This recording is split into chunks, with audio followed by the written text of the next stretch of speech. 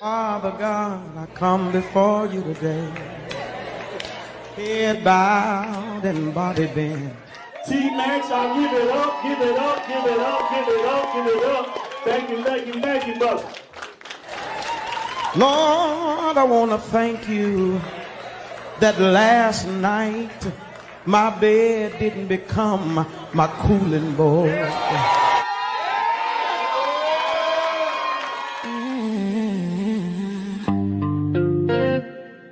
Welcome to the Content Creators Lounge. Curated by T-Max, yeah, you know the name. Powered by T-Max Network, where creators speak freely and authentically.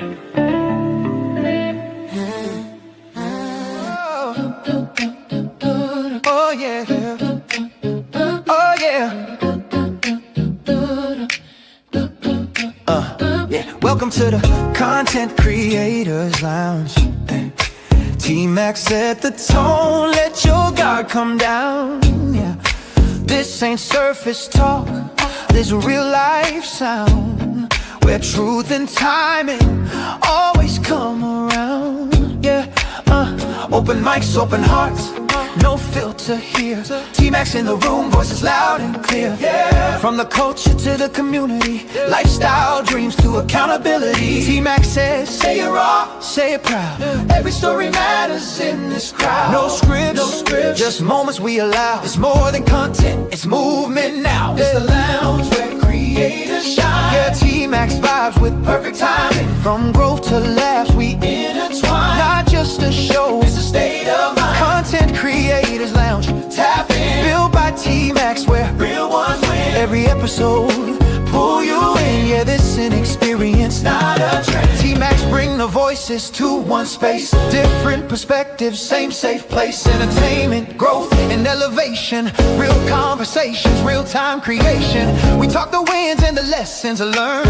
Every mic hot, every story earned. Laugh a little, think a lot. Yeah, every topic hit a spot. If it matter to you, it matter here. T-Max make it clear. Every voice is here. Say it how you feel. Say it with your chest. This the lounge where creators give their best. This the lounge where creators shine. T-Max energy, front and center. From growth to laughs, we intertwine. Not just a show, it's a state of mind. Content Creators Lounge, tap in. T-Max Network, let the convo begin. Every episode.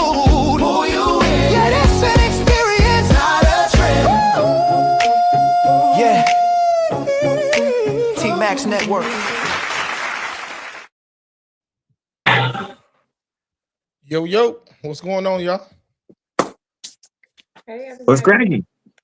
What's cracking, Good, man? man. Sunday. Y'all alive? Yeah, first day of the week is Sunday. Let's get it. Let's get Can it. y'all hear Get it, me? man. Yeah, we can hear you this loud and time. clear. Okay. This time Yes, we can hear ma'am. you. This You time. got all of your voices coming through. All And we got seven to of them. document it too. We got to document it for the first time in history. We hear you. All right, man. But look, man, we back another week. Ladies and gentlemen, welcome to the show. All right, so listen, let me go around the panel and introduce some of the newcomers. Okay. We got Ronnie Woodham. Welcome to the show. My man Kim Meisner in the building. What's up, Kim? First timer? How y'all doing? How you doing? Good, man. Then we got a returning guest, Mr. Over 10. What's up, baby? What's going on with y'all? You got it. Always, Mr. D Awesome One, our VP, T-Max Network, King of Common Sense. What's up, baby? You And good? call like D? alcoholic. I'm Got 'em. fantastic. Yeah. Hey, make sure you either on your Wi-Fi or off the Wi-Fi, because right now you coming in pixelated. And then we got the first lady of the Content Creators Lounge, Miss Christy True Blue. Hey, everybody. All right, too easy, man. Look, y'all, we're gonna watch a couple little clips real quick. Now, some of y'all may or may not know what the show is gonna be about today, but we got a special guest, viral sensation off of YouTube. Shout out to the Black House, one and only. All right, and he had some choice words to say in one of his rants on Facebook, and it actually did what it normally does. Every time he cut on his camera and turn on his mic, it goes viral. Okay. Y'all may have seen him on some of these shows like Lapeef Network over on YouTube. Shout out to JR Lapeef. Anton Daniel Show. Shout out Anton. And then he had, like I said, he had the Black House, his own show. He's been on multiple other panels. One of the most recent things that he did, he went on to Pop the Balloon. Pop the Balloon, kicking it with Too Cold, Milwaukee edition. And let's just say when he stepped up to the line of ladies, shit went left. All the balloons got popped, and so did their soul and spirit when he opened his mouth. So with that being said, man, let's get into the first clip we're going to do tonight, ladies and gentlemen. So if everybody can take a chance to look at, let's look at these clips together. What up, y'all? Okay. The real reason I don't want to listen to no black man, no black woman for leadership, because why in the fuck would I listen to someone that lost, right? A lot of times when people be bringing up Black Panthers, Martin Luther King, all these other losers, they lost. Why would I learn something from motherfuckers? I'm not finna learn shit from nobody that got slaved. Is you cool? Is you cool? You think I'm finna learn something from a slave? What I'm gonna learn from Booker T. Washington, right? Think about it. What could Booker T. Washington, how could Booker T. Washington and them teach me how to win when their whole life was about them losing and had to conform to the man's at power? Black men don't really have no power. A lot of times black men want to hire up under making money and classifying that as masculine. That's not masculine. First off, that's not your currency, right? You have to be the white man's whore to get a little piece of change. You know, y'all black men, y'all do little strange things for a piece of change, right? You have to go to work every day, conform to what white men want you to be. You have to change your voice. Hi, I'm telling you, my name is Jim Daniels. I told you, stay away from the Negroes. They mean, you know, good. Every time you got to go to work, you got to go sound like a white man, right? You got to cut your hair. You got to tighten up them jeans. And you got to you got to wipe that bitch ass bass out your voice when you get in front of a presence of a white man. First off, most of us had a female upbringing. Only thing your mama can teach you is how to suck dick. That just is what it is. That's the only thing that you was taught, to suck dick. Probably not physically, but she tell you every time. What's your mama tell you? This is how she teach you to suck dick. When you go to you finally got you a job. You go to that job. The white people deliberately fucking with you. So you come home and you tell your girlfriend, you tell your mama, man, the job going good, but the boss keep fucking with me. What's your mama gonna tell you? Boy, you better swallow that pride. Why? Because most women suck dick to get by.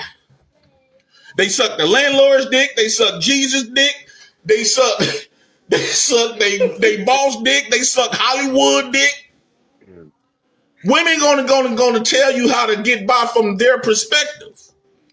And this is who most of us was brought up under. When your wife had to bow down and get on her knees, the best position that you want all your black women to be in, who do she bend down and give her knees and pray to? When she closes her eyes, who is she? She not thinking about you.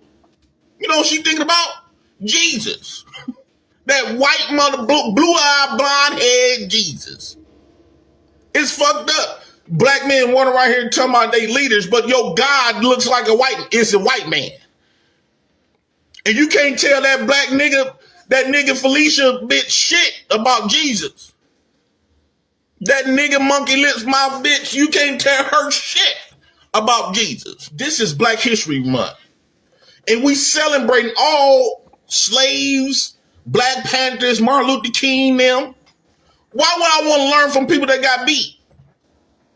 What can they teach me? Terrible. Terrible.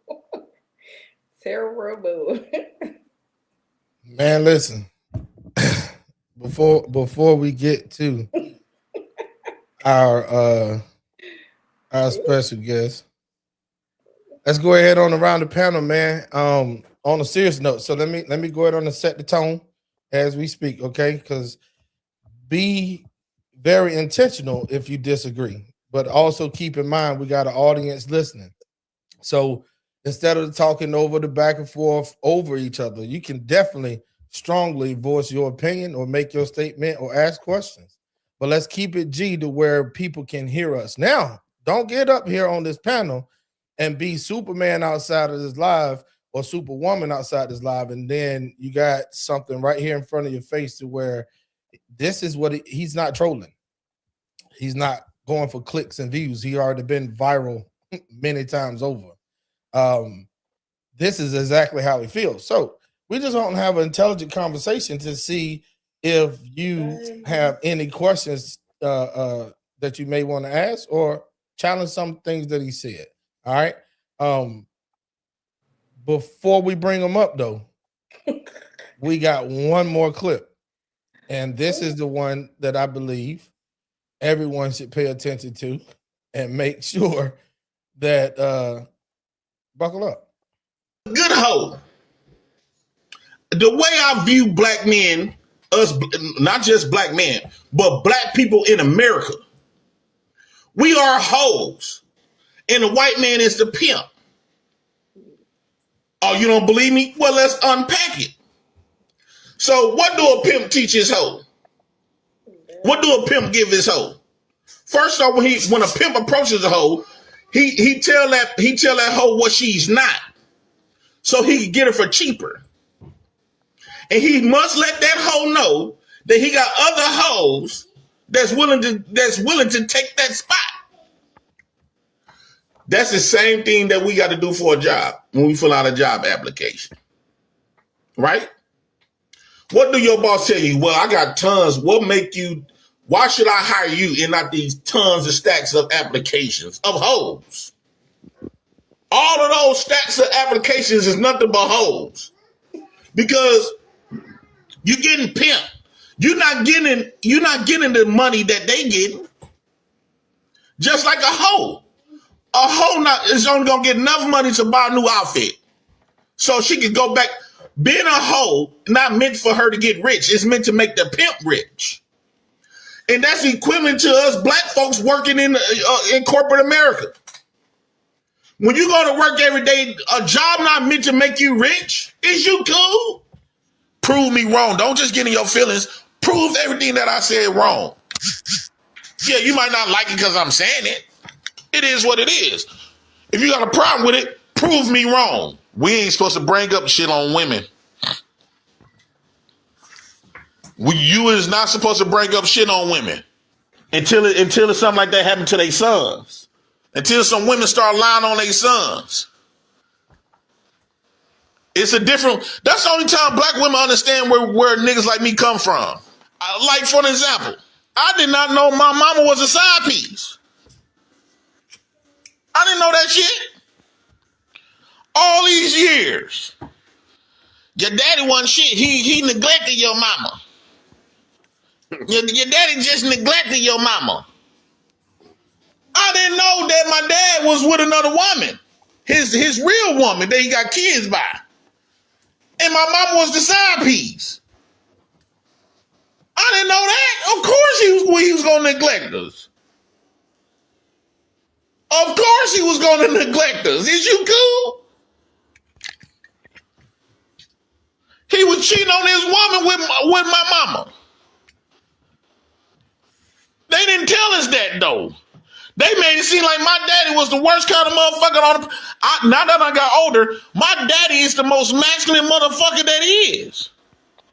I'm just like my daddy. That nigga got 14 kids. with all these women. That goes to show you something about my daddy them women love, including my mama. Gave him 3 kids, back to back. Wow, we got brothers and sisters our age. Well, you remember your.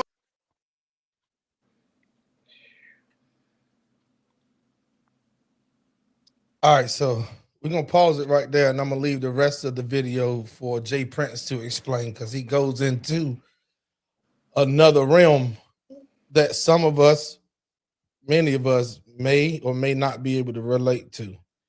So we're gonna go around the panel, and before you come up, we'll go ahead on the ask. Ladies first. We'll start with you, Miss Chrissy True Blue. So I'm Listening to the first clip all the way to the second, halfway of the second clip. Tell us in your own words, how did it make you feel, and what's some of your thoughts? Now save your energy for the man of the hour that spoke so highly of the culture and highly of the leaders from history. He spoke about Booker T. Washington, Martin Luther King. He spoke about black women, black men, tucking their head between their legs, paycheck this. He got a lot to say. So how'd it make you feel?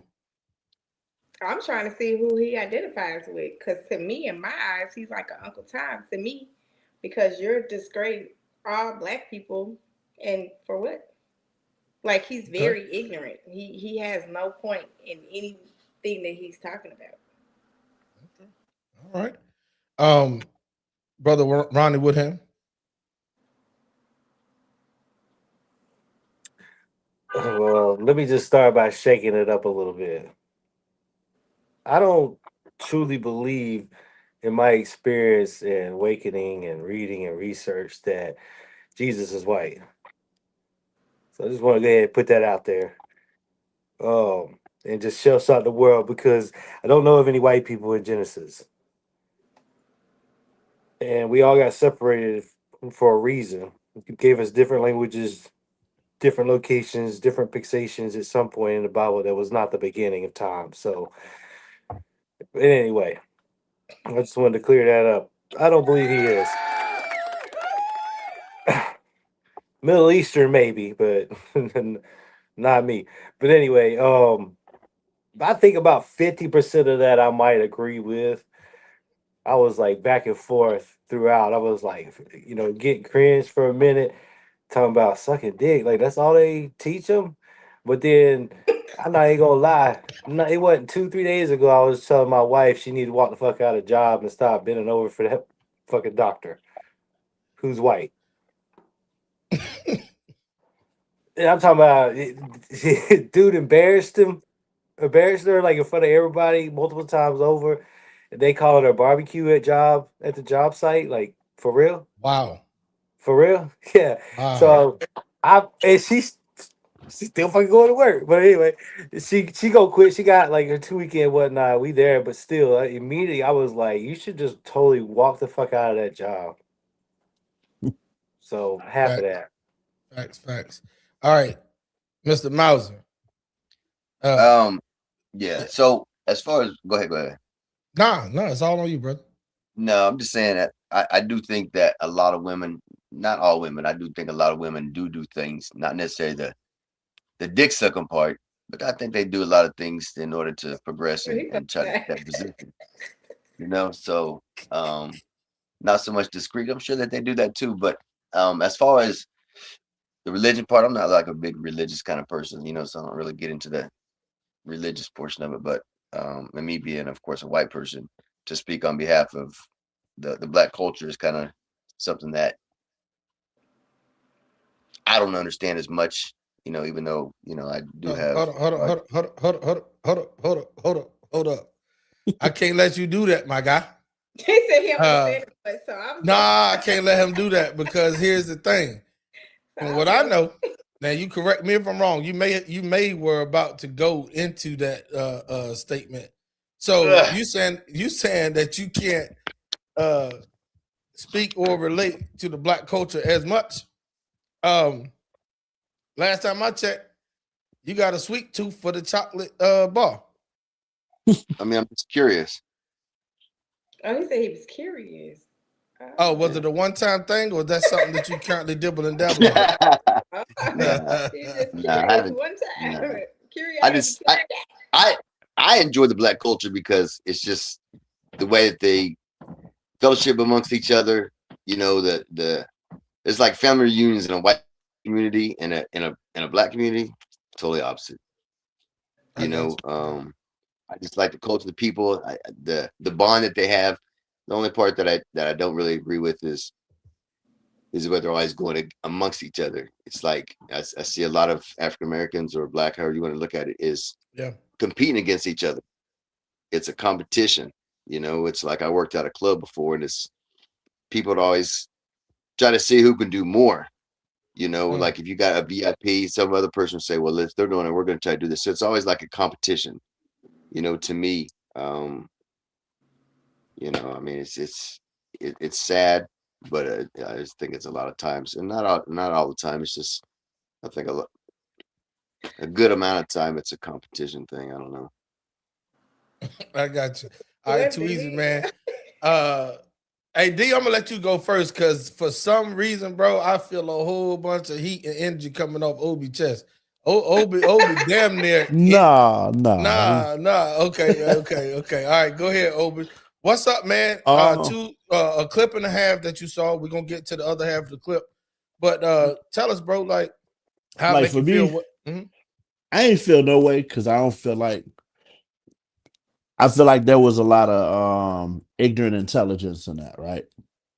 It I can't relate to it because I don't work a job and I ain't worked a job for nobody or application on shit my whole life. So I don't really know what that's about. But I can tell you the one thing I think he was trying to make a point at is us making excuses to deal with certain things as a culture and not go and handle it. But the way the come off is like you can't tear down people and try to build them up at the same time. Like you trying to give a message, but you tearing down the foundation of where we came from, talking about old leaders, and you can learn how not to be them because you doing the slave work right now. You talking for basically you talking for master. Gotcha. What's my man Samuel Mhm. and Django, like, man, who this nigga at, as opposed to what I'm saying, trying to uplift whatever point you're trying to get across. You Yeah. could tell the brother's intelligent, but he know the only way like you said, he's been viral. The ignorance makes him go viral. But he's doing it's not like you said, it's not shock like clickbait. It's more so I know I'm gonna get a reaction out of this. So let me say something to that. So let me ask you a question, two-part question. Well, let me ask you two questions. One, were you raised in a two-parent household? I was married. I wasn't raised. I tell people this all the time. Um, I lived with 8 different family members before I was 12. I was Yes, sir. brought up by neighborhood, I if that got you. makes sense. I wasn't It makes a raised. lot of sense. So like when people talk about being raised, it's like my mentors was the people I wanted to be like that were doing things the right way. Got you. Yes, like sir. I wanted a different path. My mother was a crackhead and a prostitute. So, when he went to all women do it, like I understand what that looked like.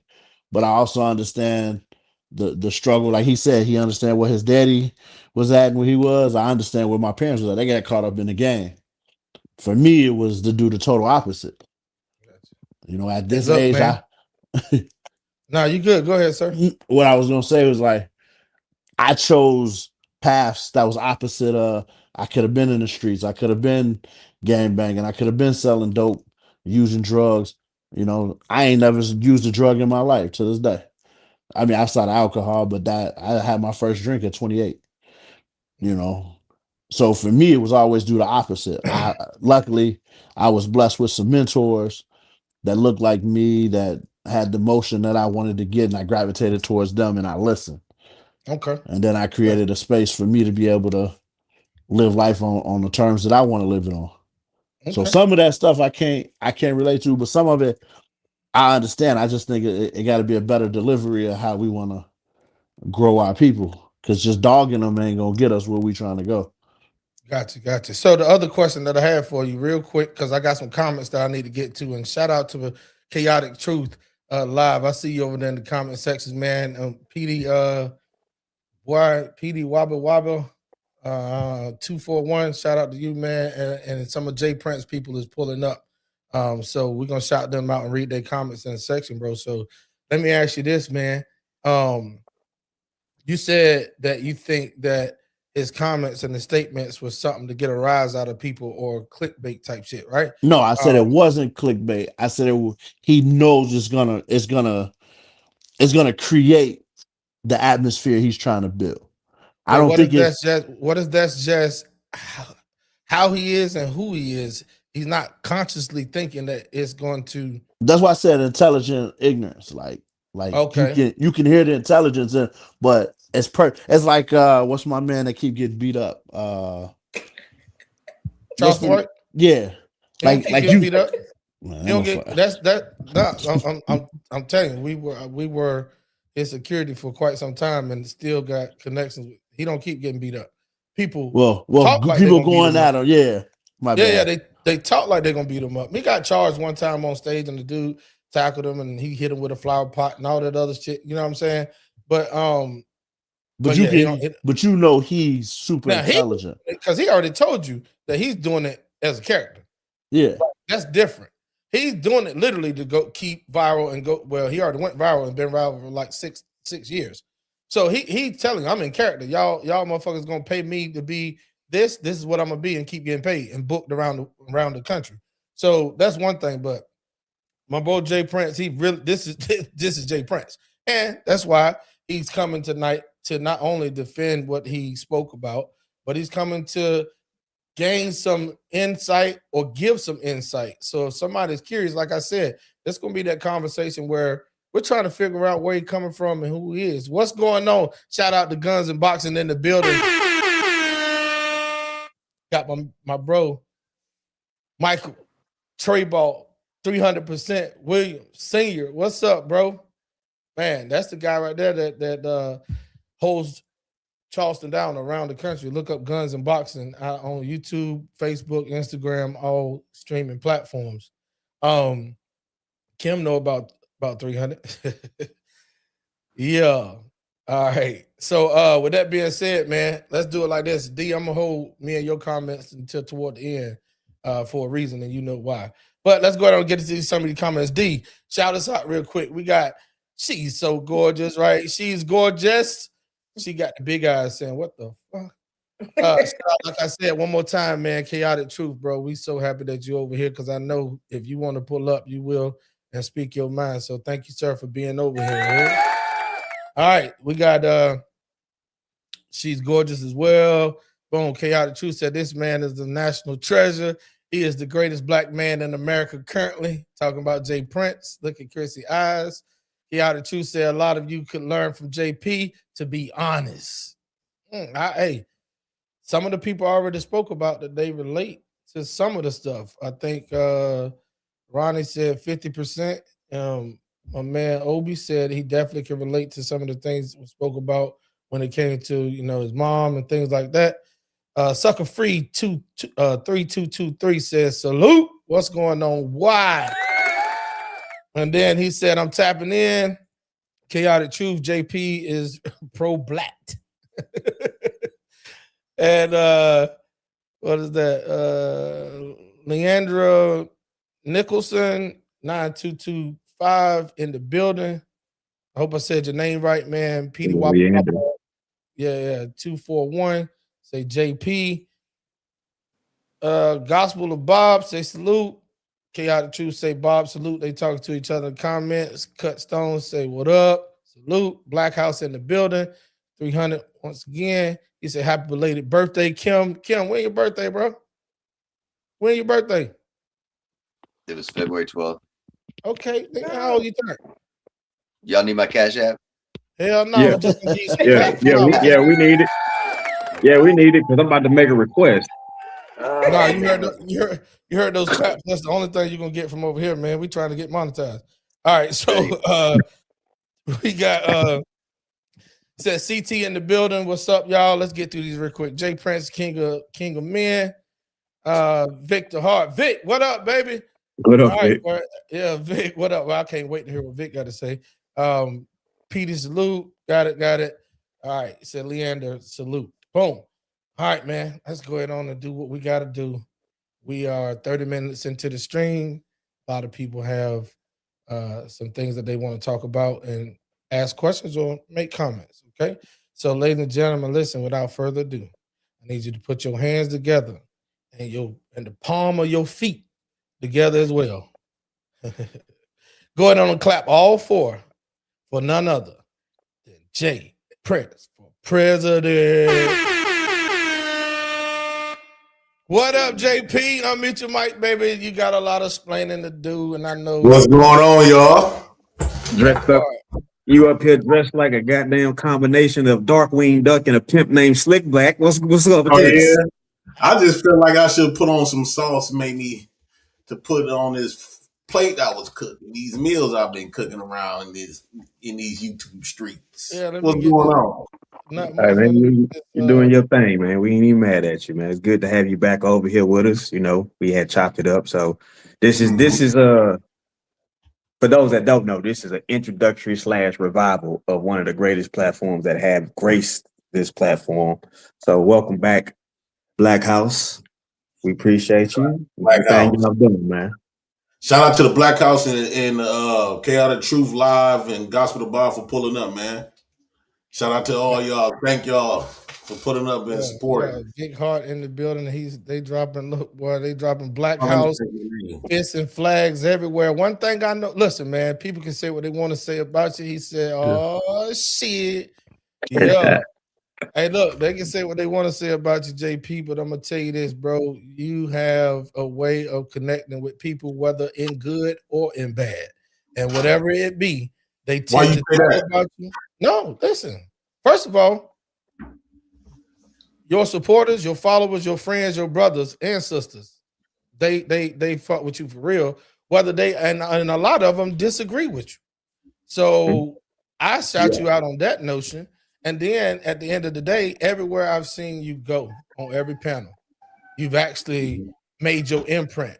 Most of the time, people don't like you so much that they fall in love with you on a content creator standpoint. So at the end of the day, that's that Milwaukee alarm system outside, right? No, that wasn't me. Oh, okay. Somebody got the fire truck and the police going by. Okay, too easy. Cutstone say good day, y'all. What up, Cutstone? All right, man. Chaotic Truth said JP has dark skin, pure black. Hold on. JP has dark skin, pure black children. Jay Prince does not own the white man's car. JP does not wake up to a clock for the white man. This man is pro-black, to be honest. I know that's right. All right, we're gonna get into the stream then. Let's do it then. D also one. I'm gonna let you go ahead on and facilitate a lot of this. Let's put our sister back up top. There you go. Gotcha. Go ahead on, man. Do your thing, baby. Man. So look, first thing first, let me shake things up running with him. The thoughts and comments do not reflect any ideas or positions of T-Max Network. Let's get this. Hey, secondly, like, comment, and subscribe. Listen, if you're looking to give us an idea of a show you would like for us to talk about, if you want to be a panelist or you want to create something, go ahead and hit us up at T-Max Network LLC at gmail.com. That is T-Max Network LLC at gmail.com. Hey, man, here it is on this wonderful Sunday. This is the Content Creators Lounge, ladies and gentlemen. Please keep your feelings to a minimum. All right, we really want to have a full-on discussion, and we want to get this thing thriving and progressing so we can come to a point where that's pointy and is understood. Everybody will get a chance to be heard. If you got something, take your little notepad, write it down, right? I know we get in a rush and want to be kind of like not combative, but just want to correct something that we heard that might have been misunderstood. But let's let that play out and then go ahead and follow up from there. So Jay Pre, man, welcome back to YouTube, man. It's so good to have you on here, and everybody else, welcome once again. Ronnie, you our brother. Kim, nice to meet you. OB, you've been here before. Kristen. Anyway, we'll talk to you later. But before I go any further, if you want to know something that we got cooking up, and you really talking about getting to the bag, drop curious in the comments and we'll make sure we get to you. All right. So now we're gonna go ahead and go to it. Now, Jay Prince, you've always been my brother, and you know this. This is nothing new. We've always kept it a buck. I'm 60-40 with you on the video, which is it's some stuff that you wasn't wrong about, but then there was some stuff you was just way left. And that's an easy fix, right? Because I can show you through numerous different, resources that this is what, and that's an easy fix. So they don't need to even talk about that. But what I'm curious about, because you said something, and I'm also wondering about other people's position. I know my mom and I know my dad, right? And the truth of the matter is, I don't know the whole long dynamic. And this is something that you said, you like, my mama's a side piece. And you gave transparency to the people who don't know you far and wide, which is going to come back with blowback and it's going to come back with all kinds of things. But the fact of the matter is, a lot of people don't understand the dynamics of their people's relationships. They only think they do, right? I'll give you a more plainer example. The phone number I've had right now for the last 16, 17 years was not my main phone number. It was my secondary phone number. My main phone number got messed up. So therefore, the secondary phone number became my main phone number. And this is the number that everybody knows. So I kind of view it in that same situation as like, how many people is in that situation where their mom is known to be the main, but in truth, that ain't really what it is. So let's hit on that. What do you think, first off, what do you think the percentage is of people who have been in that exact dynamic? I would say 60-40. You got to keep in mind, men is making babies. If black women been saying that black men been cheating and creating all of these families, broken homes, it's a lot of people out here that their mamas are side pieces. It's just that a lot of men don't want to accept that their mama was a hoe. They daddy didn't value they daddy didn't value their mammy the way they do. You got to keep in mind how the way I look at my mama is gonna be different from how the way my daddy gonna look at her. Women our mamas could be good mamas all day. Now ain't nobody taking it away from them. But who you were to a man. And this is why when you hear black women talking about that if a man cheat, I'm gonna go cheat. All that stuff gonna backfire on you because now when your son grow older, he gonna look at you in such disgust. He gonna treat you because they say a man's supposed to find somebody like his mama. But the problem is his mama is a hoe. So he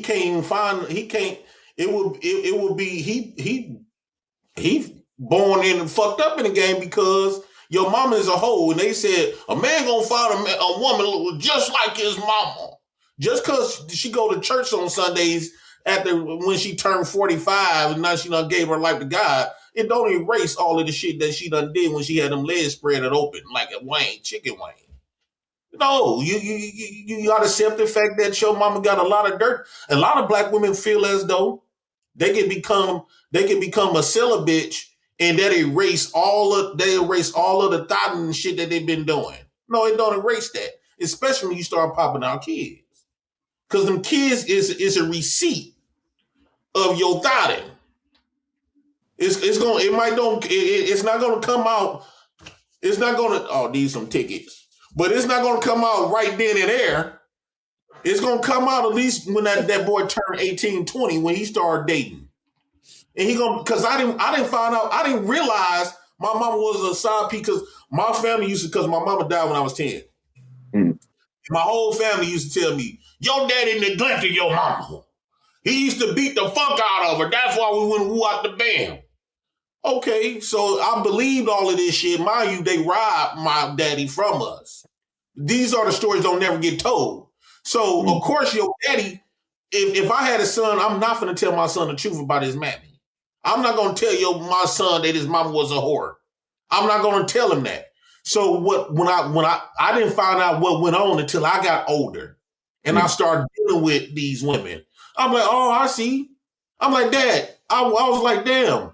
I been knew we got brothers my age, but I ain't never thought none of it. I got a brother my age, a sister my sister age, a sister my mother sister age. My dad had 7 kids about the woman that he cheated on her with my mama. He got 7 kids by her. He got total 14. But he got 7 kids with her.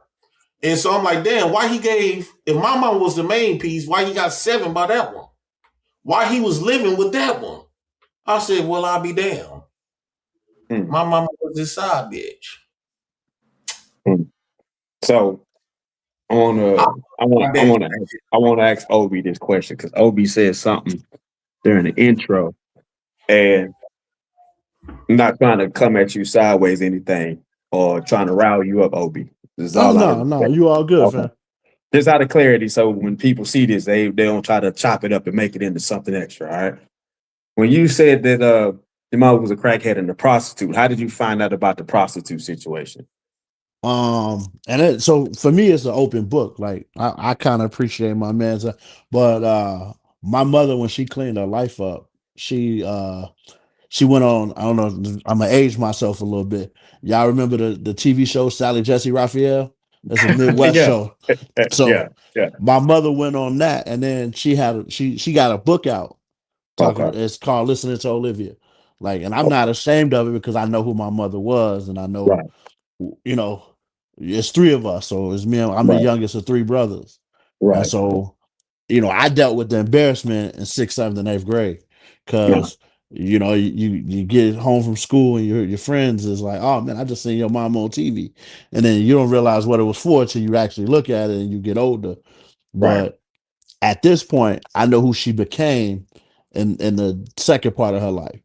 Yeah. So, like I said, that little spurt of my childhood, 0 through 12, I lived with half, every relative I probably had in my family. But So but to Jay Prince's point, no man told you your mama was this, that, and the third. they didn't have to. Like we lived with my mom's pimp at one point, and with Okay. his mom. So it became something that it was either I was gonna man up and accept and figure out how to live life with it, or I was just gonna be some angry ass kid that had an excuse to fuck up in life. And so, Right. So, Chrissy, let me ask you this question. Because one thing, and this is not to start up no battle of sexes, but this is just really general discussion that didn't take place on social media, because social media, in most cases, a lot of trash ideas that get fully viral in a minute. Mm-hmm. So it's been said that if a man's cheating, he's no way possible a good provider, protector, or good father, right? But Jay Prince just said that, hey, just because the mother's doing X, Y, and Z, that doesn't mean she couldn't be a good mother. So, first question is, why do you think that phrase of a man not being good in other areas because he falls short in one is so prevalent?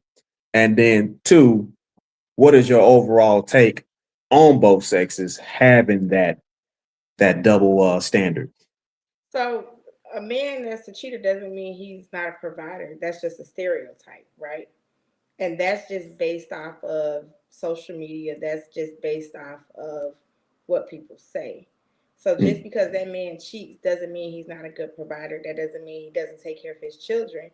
That just means that the person that he's with, he probably doesn't want to be with and doesn't know how to leave the relationship. Or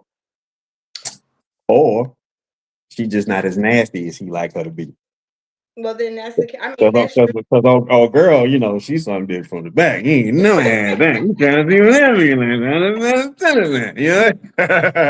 you stupid. What up? So I just want to know, what do you take from how the fact that men are okay with separating the fact that, hey, you might not be an ideal woman, but you obviously a great mother, versus on the other hand, what do you take from that men are so okay with just recognizing and But I don't try to mean, tear you down other areas? sometimes men go by what they see. Men are not trying to break the curse of what they've been through. And some men don't know how to step up and be accountable. So it's like at the end of the day, I mean, just like the stories that Jay Prince tells and the stories that Obi tells, I can't relate to either one of them. But Right. that's just my standpoint. You understand what I'm saying? Because I didn't grow up like that. I grew up in a 2-parent household. So when You don't got no women in your family was hoes. No. You was a black woman. What city you from? Chicago. You definitely grew up with hoes. I definitely didn't grow up with hoes. I'm from Milwaukee, 45 minutes away from you. You definitely grew up with I hoes. definitely didn't grow up with hoes. So at the end of the day, you can have, like I said, you're entitled to your opinion. I knew how I grew up and I knew where I came from and I know who I am. So at the end of the day, like I said, how you relate to what you relate to, I may not be able to relate to that. Right on, right on. So Ronnie Woodham. let Go ahead. me ask you a Go question ahead. because and this ain't for you, Christina, but just people get that statement a lot, right? And I was just talking to my homie yesterday about this. That 2-parent household. You know how wicked it is, how scared I am to get married because of the married women that's willing to be hoes while they with their husband. But it's, I mean, Like if that's, it's but just it's the same. I mean, if that's the case, it's the same way. You have men that be in relationships. You have men that absolutely are married. It's You not have the same men. way because you can't do what men do. That's your I think problem. I think she referring to You the listen to the infidelity. white men. No, the problem is these black nigga foot bamboo mouth Felicias listen to what white men say what they could and can't do, and that's what they make, and that's how they run traverse and practice in their life. Just because the white man said it's okay doesn't mean it's okay. Guess what? You wasn't created from the white man. You was a representation of the black man. You was created from the black man's nut. The white man don't have no control of that. So what the white man say do not go in the black community. Let me ask you a question, Jay Prince. How many kids do you have? Well, I got 3 that I know for sure. I got 1 on the way, and then I got 3 possibles. 1 in Mississippi, 1 in Texas, and 1 in the city where I'm at right now. Okay. Another one And in how the many, city where I'm and at how right many now. baby mothers do you have?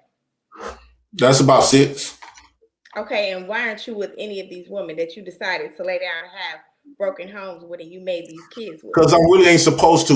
I'm not designed to nurture. I think the man is designed to create the environment, and the woman is designed to nurture the environment. Meaning that I'm supposed to create the families. Meaning getting you pregnant, your sister pregnant, her friend pregnant, and who out the bam. You was born with breast milk. I wasn't.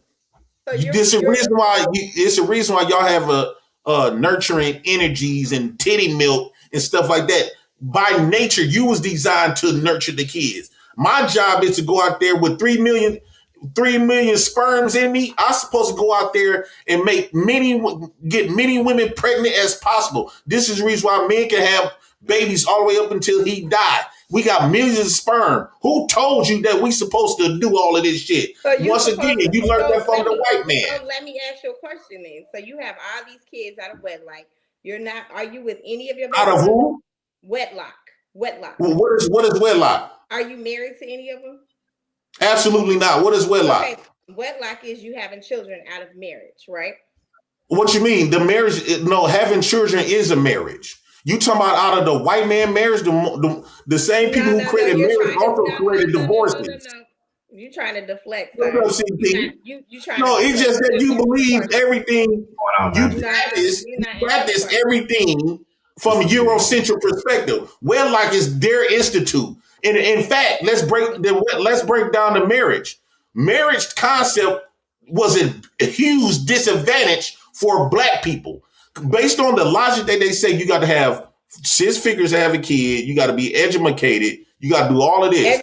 Guess what? That's going to cancel out the majority of black people. So that's just a spinoff of the Margaret Sanger Negro Project. At first, we was forced to populate control ourselves. Now, since you done bought into that white man concept, you are willingly populating controlling yourself. 20 million black babies was deleted. If we would have had 20 million people, we would have had a voice. We would have been way more stronger, and we won't be the least of all people. So you keep believing in that white man concept. No, it's not a white man's concept. What I'm saying. Yes, it is. That's what it is. What I'm saying All right, to you. all right, hold on. We gonna get to y'all real quick, cause Ronnie Woodham, coming to you first. Coming to you first, Ronnie.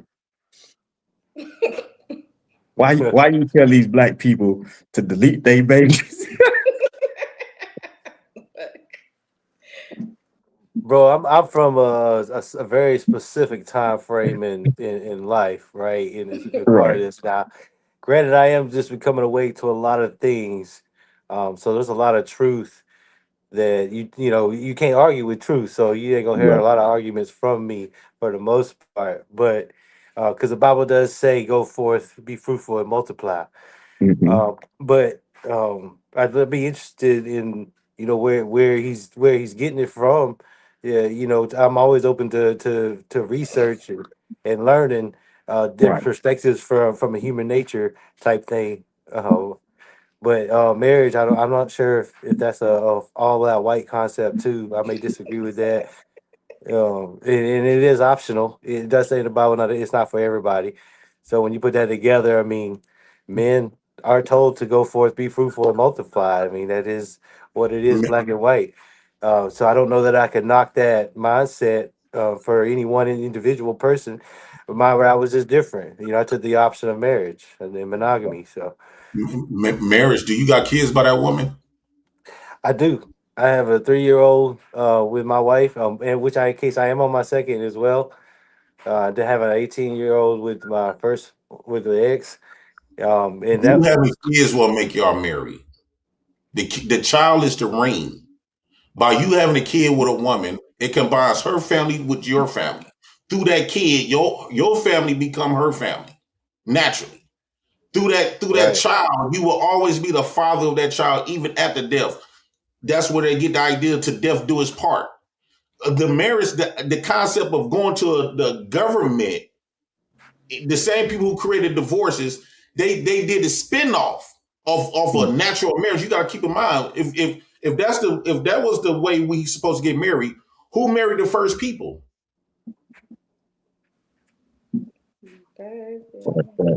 You got a point right there, and I see Brother Ken. And by the way, I got to speak my mind. Go ahead. I seen that you and whatchamacallit, y'all got black women, right? Who? Ronnie and no. Yeah, my wife is not white, correct. Hold on. Yeah. Hold on. Don't you mess up my Facebook motion. I thought he was talking about D for a minute. I got you. All right, too easy. So go ahead on the address one at a time. Ronnie, you can leave the mic on mute, man. And we're gonna keep it all the way G. All right, yeah, there you go. So unmute your mic, Ronnie. He's gonna address you first, and then he'll go over to Mr. Meisner. Oh yeah, Mauser. Say again. So a lot of times when I see black women, remember I said in the video, black women was teaching us to suck the white man's dick, right? You got to keep in mind, when you go to church, your mama always tell you need to get on your knees. What happens when you bend over? What opens up? Your ass. And you got to pray in front of a naked white man, looking like you, with his hands behind his head like this, on a cross, with his dick out, right? With his dick out. And then when you get on your knees, you get to start expressing whatever you need and then going through the Holy Ghost, right? You're going to catch the Holy Ghost, right? And after you get done jerking off that Jesus, catching the Holy Ghost, he puts some holy semen on your forehead and say, good job, you've been saved, right? And so when I look at your black woman, it's not shocking to see black women dating white men. Who's white? Roddy is white. No, he ain't. Oh, he not. He talking about. He's talking about. You talking about That nigga from Louisiana. Hey, Roddy is white. No, he's from Louisiana. You ain't know. I know, right? He's It from took me a Louisiana. while to figure it out too, brother. You got white Took me people a that live while. in Louisiana too, don't you? No, Everybody in Louisiana ain't black. I mean, don't you one of have my black third. people live in Nah, one of Louisiana? my third cousin. He a shade away. Well, He a it's shade just away from black. dark-skinned women. Dark-skinned women. This is what I've always been saying. Dark-skinned women always value like the Eurocentric. You know, What's up, they Bill? always value the Eurocentric look of a man. Me personally, those be the type of women that never got respected from the black race. Because not all black women don't have no problems with black men, right? It's the ones that got rejected from black men that she has no other choice but to run to the Eurocentric, man kind of, that type of man. I'm gonna say this to you. This is the damn third time you've been on this platform. You've been shooting shots at me and my light skinned brothers. Hey, nigga, do I do something to you? Man, Did I do something to you? Look at Jay. Is that a problem? You got his beard, you can tell he's a white man, and then he real pink. So like he real He albino, bro. Be easy. He said he real pink is crazy. His mom and daddy blacker than you. Hey, look at Kim Beard, though. Look at Kim Beard. Right, that's it. Clean as hell. You This got is why I was like 50-50 with you, brother, because I see it, I witness it, and I just had a situation where I was encouraging my wife to actually quit her job because of that type of shit. No, she getting done how she's supposed to. I don't know. I think bed witches should get treated the same. She thought about getting with a Eurocentric fine man was gonna win her because she thought you gave her some dick that racism is over with. That's just a black man problem. I'm glad that your wife is experiencing that. She need to. She need to know outside of the dick she sucking that they still don't fuck with you because you busting it open for them. No, she needed. I'm glad they call her barbecue biscuit. She needed just like it been a couple black women got killed deleted by their white man in my city, and it was one in Texas. It was a black woman that gave a white man's baby. I said at first I didn't know what the story was. I'm like, man, that's fucked up. They doing that to our women. But once I found out that they was fucking these white men, I said, oh, that's not a black man's problem. The moment you step outside and give your womb to another race of a man, did that man become your responsibility? You become that man's responsibility. You no longer. I said that black men shouldn't have to march. Nothing. We shouldn't even let that keep scrolling. That don't got shit to do with us. Anytime, I don't care. Let's just say, well, push come to shove, you ain't always happy with her because she's a black woman, and I know for a fact she gonna get under your skin. If you decide to fuck her up, I don't think no nigga should be willing to come and dress you. Because she decided to submit herself to you. She became an artificial white woman. She got kids by you, and what the bam. After that, she's no longer part of the black race. Wow. Period. All right. So Dr. Umar Jr. then walked his ass in the building. She's under the white man's covering. Hey, let's get chaotic in there. Yeah, I was man. about to say get chaotic. Oh my goodness. This is What's up, chaotic man? Good catching up with you. See you, man. Welcome to T-Max Network. What you got to say, brother? What's going on? I don't really have. I mean, what's I want to take over. So, what's your question? I mean, what you got to say to what you heard? Then to take over. Oh, what JP said. Oh, I mean, I've said. So let me help you out real quick before we go any further. This whole live is legitimately about JP and his topic. So there you go. He's literally reiterating everything that we started from the intro. Yeah, well, again, I've said it years ago. I'll say it today, and I'll say it tomorrow. JP is, to be honest with you, he's divine, and everything he said, I totally agree with. If you're not really a black man like me, JP, or darker, you're not really black. Women should never ever speak for the black race. And I do agree with JP to a degree. Now, I'm not, listen, my brother is married to a white woman. I have mixed people all in my family. But I agree with JP, man. the moment you step out, you lose a certain level of protection. And truth be told, I would even take it a step deeper, man. If you're not really a conservative woman or a woman of dignity, you don't deserve respect any damn way. So I agree with JP. A lot of his talking points, pretty much all of it. Right. So, respectfully, fuck you too, because you niggas gonna keep coming on here with this goddamn complexity shade y'all keep sliding out. Both of my family is dark. I'm the lightest nigga out of all you motherfuckers. So, fuck y'all, okay? Y'all gonna keep that shit to a minimum. Y'all better learn what genetics is and isn't. From who perspective? From the perspective of genes, nigga. No, I think the people who've been narrating these genes and perspectives, when you look at the scientists, when you look at the biologists, when you look at all the medicine, they JP, all got white you got faces. any of them your daughter? You got daughters and them kids you got? Yeah, I got 3 black ones. I can't hear you. Yeah, I have 3 black ones. He might have lost his audio. Hey, can you hear me, Obi? I can't hear his response. Can you hear me? I can hear you. So go ahead and drop out and come back in. Nah, y'all can't hear me? No, you No, good. we can hear you. Yeah, we good. He just So lost his audio. here's the situation, JP. There is people who have the exact same mom and daddy. My great grandfather is 10 times, God rest his soul, 10 times blacker than you could ever be. And he had blue eyes and long black curly hair. He's the youngest of 17. None of his brothers and sisters were the same shade. And all of them had different color eyes. He had blue eyes. And you couldn't, nigga, Onyx could barely match to the color that man was. Yeah, black people was born with blue eyes, blonde hair, green eyes. No, but I'm saying though, when you say that or make the statement that, hey, if you're not dark skinned, then you're not black. But then you got to remember, to you, darker than me, you light skinned to somebody else in this bitch. I just want to let you know that. No.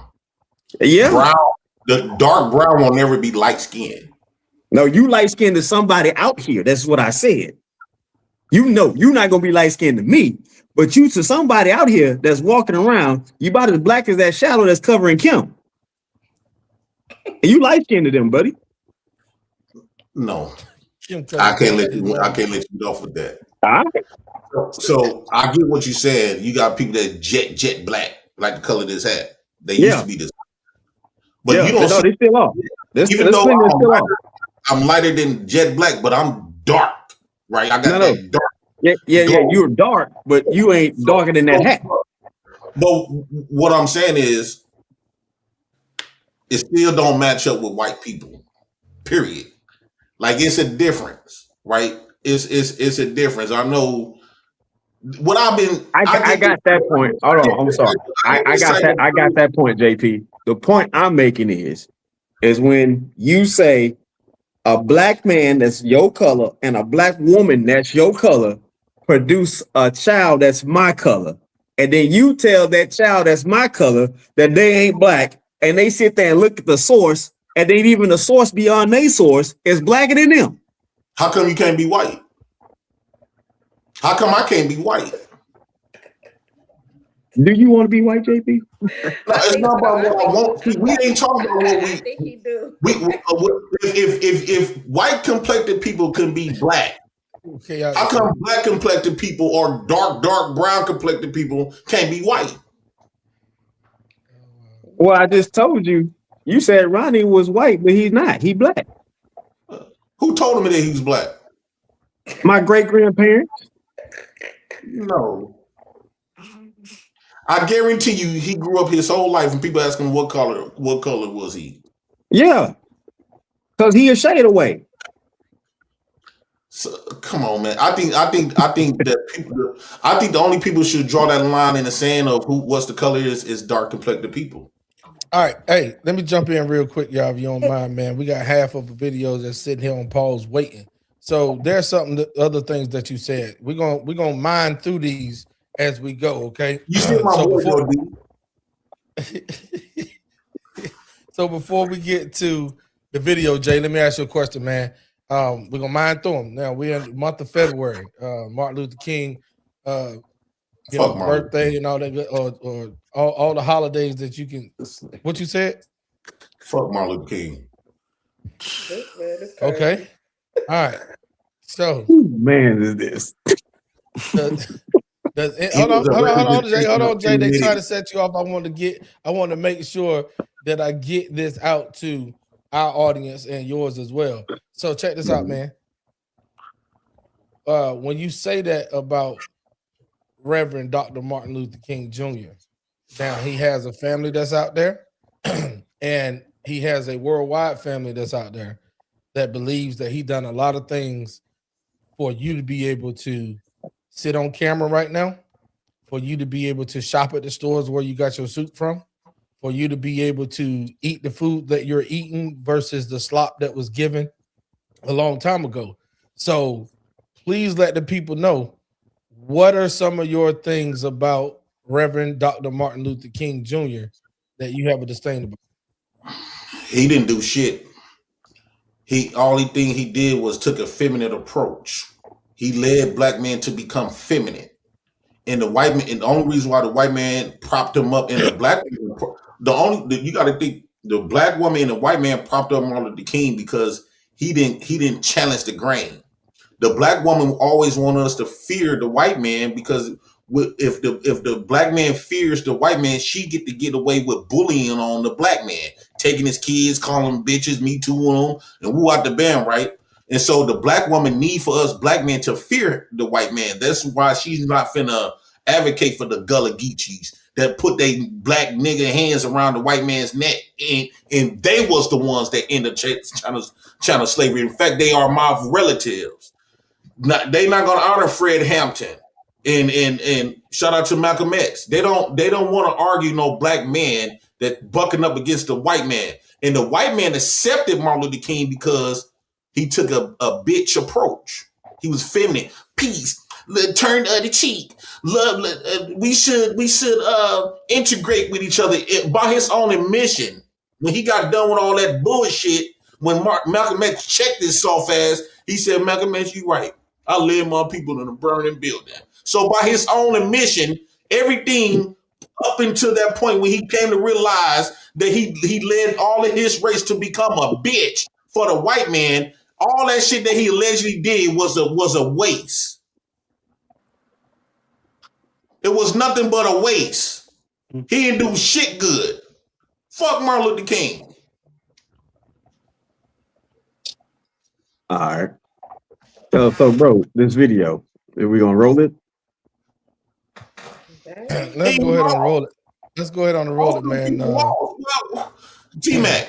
Hold on. You good, bro. Well, let's go ahead on and roll this video, and then you can come back with all of your comments. Here we go. Your mama them, and aunties them will give you a note when she didn't have no more food stamps. She'll write you a note. And that's one note that you can get anything that note was money. I'm not the only motherfucker when your mama wrote you a note. Give me 2 packs of Newport 100s. Give me a loaf of bread. $5 worth of luncheon meat. Give me $3 worth of cheese. Oh, give me a 3-liter red pop. And give me some of them little Debbie cakes with a piece of paper. And she said, "Here, Blood James, go take this to the store." And I take this note. It's not no money. It's not the dollar note. It's not the dollar note. She had me go take this note to the store. And she said, "Don't give that note to nobody. Give it to Mr. Jenkins. Give it directly to Mr. Jenkins. If you don't see Mr. Jenkins there, just leave the store. Come on back." So I'm like, damn, this is a lot of shit. Mama didn't give me no money. How am I get all this shit on this damn note? 2 packs of Newport. How the fuck I'm gonna get some Newports? And I'm nothing but 10 years old. So I end up seeing Mr. Jenkins at the store. And I say, "Mr. Jenkins, barely can even talk English. Mr. Jenkins, He's a damn Arabic motherfucker. My mama told me to give you this note. He'd snatch the note. Look at the note. And next thing you know, he'd call his servant, his minions, and tell them, go ahead, go pack this up. Right? And I'm saying, what the fuck? Mama got magic. Mama got power. This is where pussy power comes from. I didn't know I was bred around hoes until I got grown and started selling hoes. Until I started pimping my damn self. Then it took me back. It took me back when my hoe was sending her nephews or something for me to come and get some money. And when her son gave me the note, it took me back to 1995 when my mama handed me a note. Mama was fucking Mr. Dinkers. Mama was fucking a mean one. Only thing your mama could ever teach you is how to be a whore. Bro, instead, take that hoodie off, dude. That's how your mama be walking around in life. Take that hoodie off. Who you know? Is you cool? Some SpongeBob pants. And some what pants? The SpongeBob with match. Both one. Shut up. Section in 8. Leave my outfit match. Section in 8. Leave my outfit match. Is you cool? Look my outfit match. Baby. Look at Oh my God! Look, governments. and look. Y'all ain't nothing but some government. Leave our outfit. At least our hair is wet. What about yours? Hennessy, you don't get what hair? What We had to borrow that hair. You know how many people had to borrow money from me to get you some hair? You should be born with it. And you probably be born with that big old hair of yours. No, that's on my mom because we got our hair from her. Okay. Right. Your hair. Our fault. You. I'll be back now. Pure magic. Pure magic. All right, man. So let's do it like this, Jay. You were about to say some stuff when we were talking about Martin Luther King because we're gonna address that second half of the video. So go ahead, shed your light on. You was about to ask me something, I guess. Why we okay with celebrating men that got whipped? What is the point of? We can acknowledge them, but inspiring to be them, they got whooped. You do a lot of boxing. Mm-hmm. Well, I don't do boxing, but my nephew. Well, you know people. You know a lot of people that do boxing. Yeah. Who you really learn from, Floyd, or all of the people that he, or the 50 other people that he beat the fuck up? Who you rather learn boxing from, Floyd or the people he whooped? Floyd. Why? Because he won. He was the greatest. Like, did Martin King win? Did all them slaves? Did they win? None of them niggas won. I'm glad you brought that up. So, Floyd learned from people that got their ass whooped. His dad and his uncle Roger. So he just mastered it. So hold on before you go. I'm so glad because I heard that in the video. I just didn't have that clip up here, and I was waiting. I was hoping you were gonna ask me that question. So Floyd, look at your face change. Don't you can smile, motherfucker. Because you stuck your foot in your mouth with a wordsmith. So let me tell you the reason why Floyd was so great. Floyd was so great because the people that came before him that took those beatings and those punches and those lashes, they actually learned from those whippings, those ass whippings. So they was able to tell him when to slip, when to roll. They even taught him another, what's his name? Ernie Shavers or whoever it was, I can't remember right off the top of my head, who actually put that shoulder roll out there that Floyd perfected. Those people took ass whippings, right?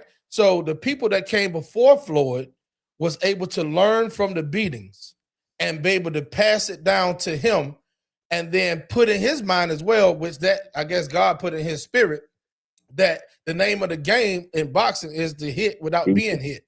Yep. So he became a defensive fighter, and people didn't like some of his fights because they wanted to see people get their ass whooped. And that's that slavery mentality. If you in the name of the game where it's hit and not be hit, then he mastered what the people that came before him. So to your point, and your point alone, sir, that is a null and void statement or question, because in that I'm gonna land it right here. In that boxing, there was a lot of lessons taught in the losses. And when I asked you who you rather learn from, you chose the winner. I do, but So if did I, not hold choose on. the loser, If you can catch up with my conversation, hold on. If you can catch up with my statement that I rather, because your statement was, your question was, would I rather learn from Floyd or the 50 people that took the losses? But by default, Jay Prince, if I'm learning from Floyd, I'm learning from his uncle Roger, and I'm learning from Floyd Senior. Mayweather Senior. All of them got. Hold up, you asked me, and I'm answering. Yeah. All the people that taught him, I'm learning from them as well, because a lesson ain't a blessing until you can pass it on. So go ahead. Yep. And that's same as the people that learn from crackheads. I learned from my uncles and them and people in the community not to be like them. Just because you can learn something from a baby. So you could learn something from everybody. Yes. But the most impactful, the one that you want to take with you, although yes, you want to learn, you want to take with you of not to be like crackhead ass. That be stealing the furniture and selling it for $37. Right? So yeah, you can learn something from old Unc them of not being a crackhead compared to your uncles and them that never done drugs. Right? Well, while we on this boxing statement, man, shout out to Michael Williams Jr.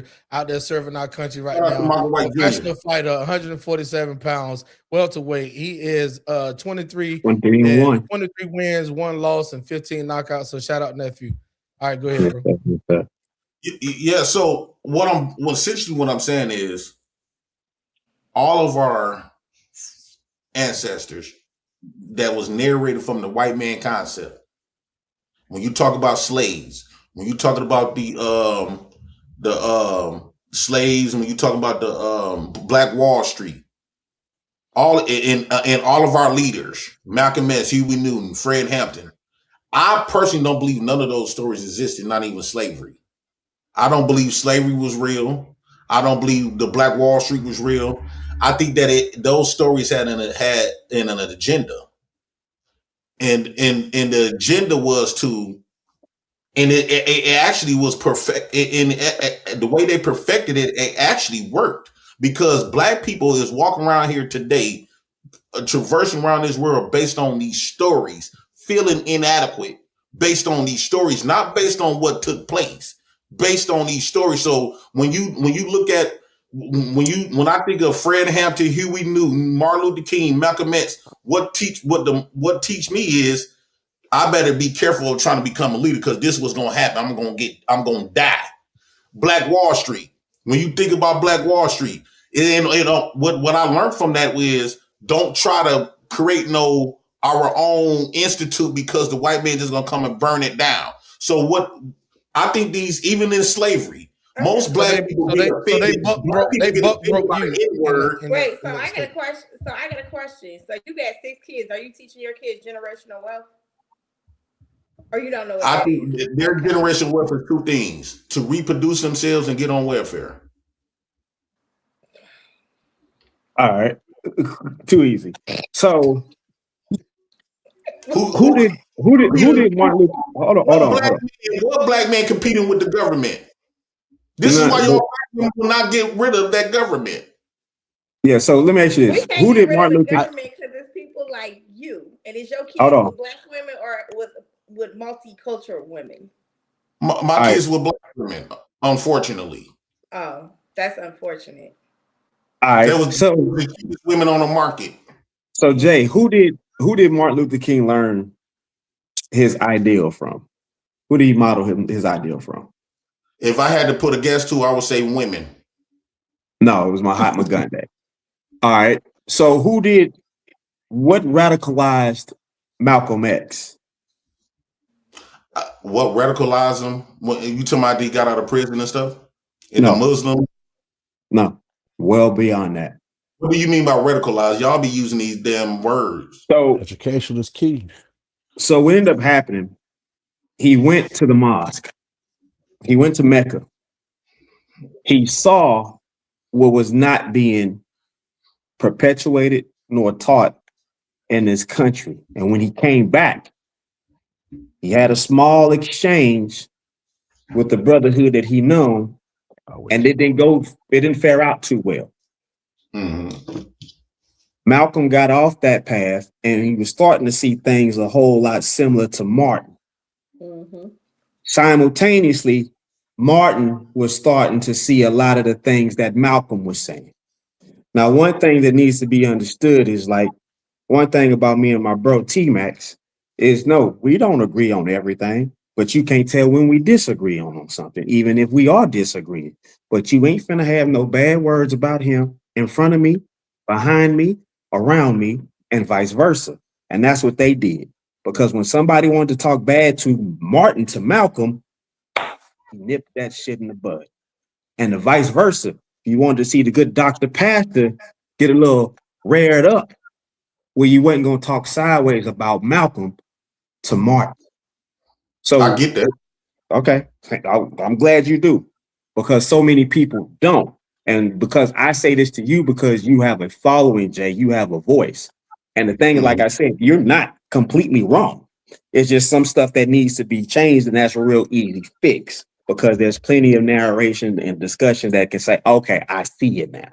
So what I always tell people is to, when you do your research, don't take one source, grab as many as you can and find the common denominator, and then you'll have your concrete spot to start from. I take the results, and the result is the people that honor Martin Luther King and his practices turned into bitches. And I don't value. I can respect him all day, but his message was of a butler, right? These people have done the worst, allegedly have done the worst to you, and you talking about living the next door, being peace with them, kissing your neighbor, loving your neighbor. Is you fucking cool? Fuck Martin Luther King. If I was around there, I would have popped in my damn self with that stupid ass message. These people over here fucking us up, and you gonna tell us to integrate with them? I would have popped this bitch ass my damn self. I got a question for you, Jay. How many white niggas you fought today? How many white men that I fought? Yeah, how many of them you beat up today? Because what you saying is that's what he should have done. I fought like 2 or 3 white men out of my whole life. Right. No, I fought one. Then the security guard, that motherfucker was 7 foot tall. He slung me around like I do my kids, like I was a toddler.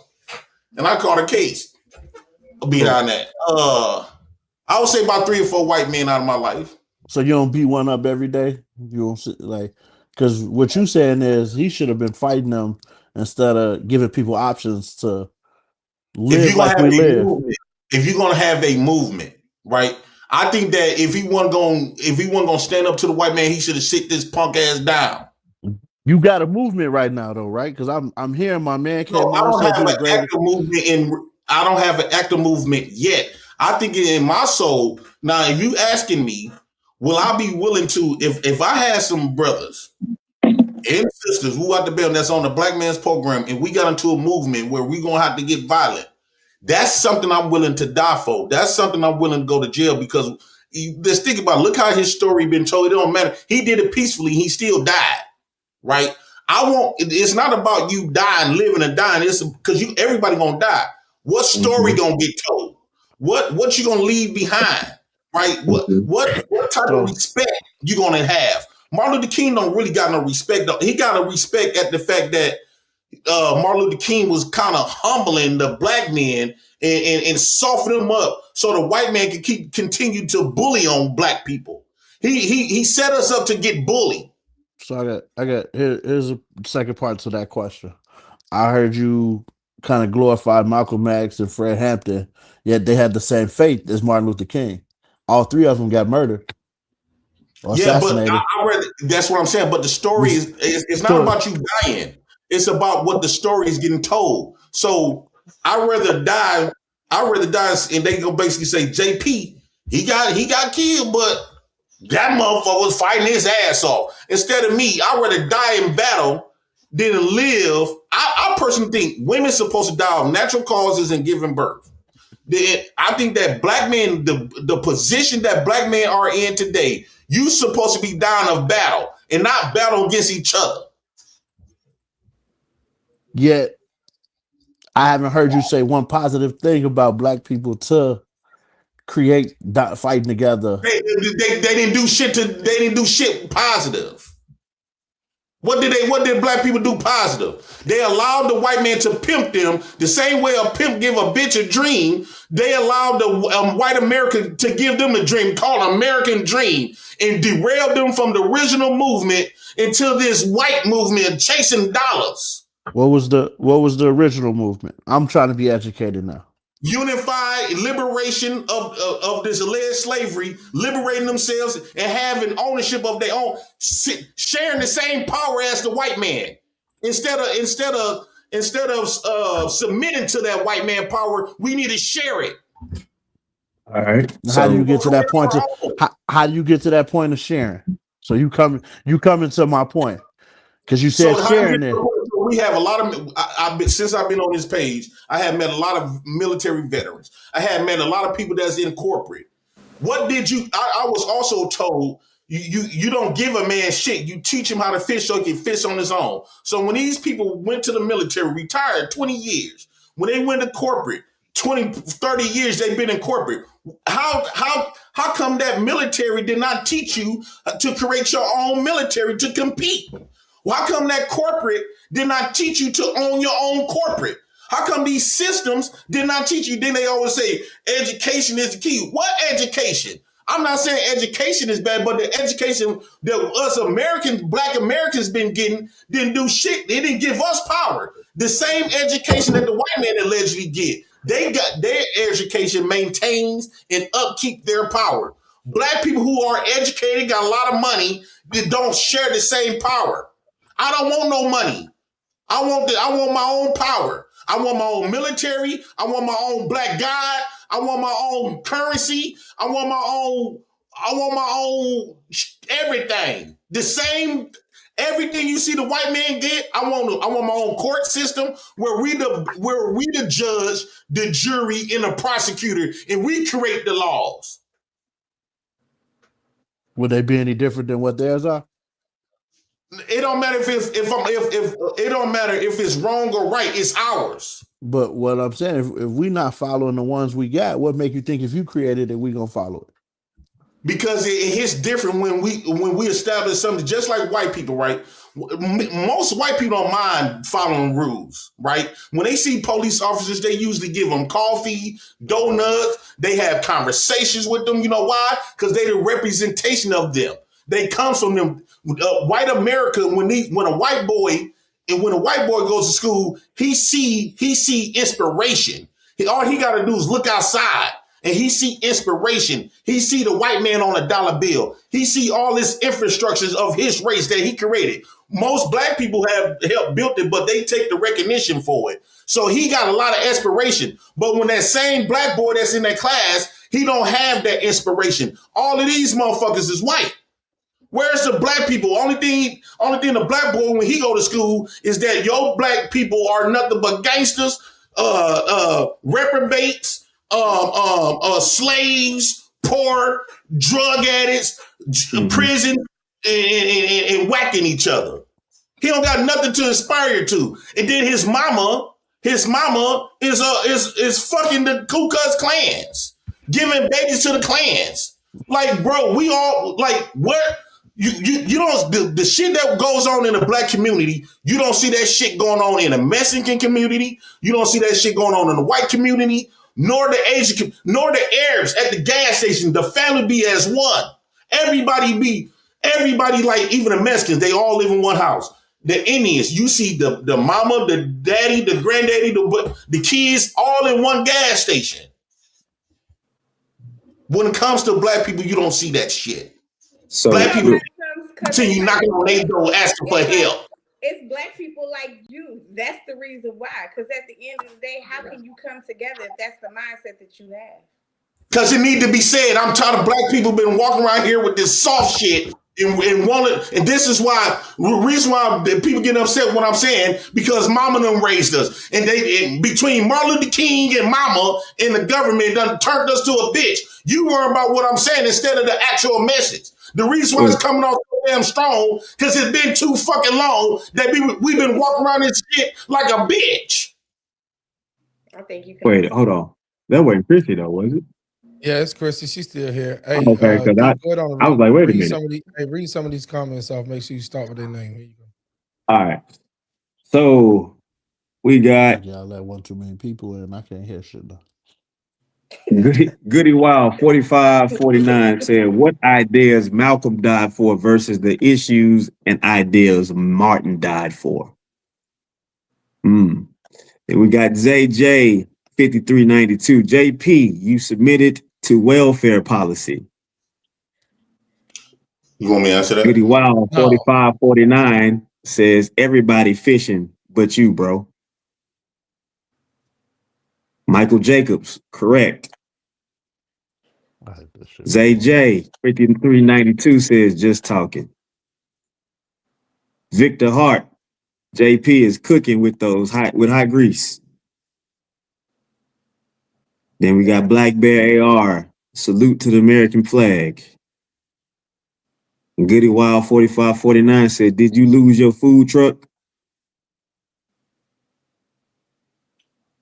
ZJ 5392, because following rules make sense most of the time. Y'all the ones who don't get it. Relentless KR says, keep preaching, JP. Goody Wild 4549, I'm sorry, unlike JP, I never took the wolf titty.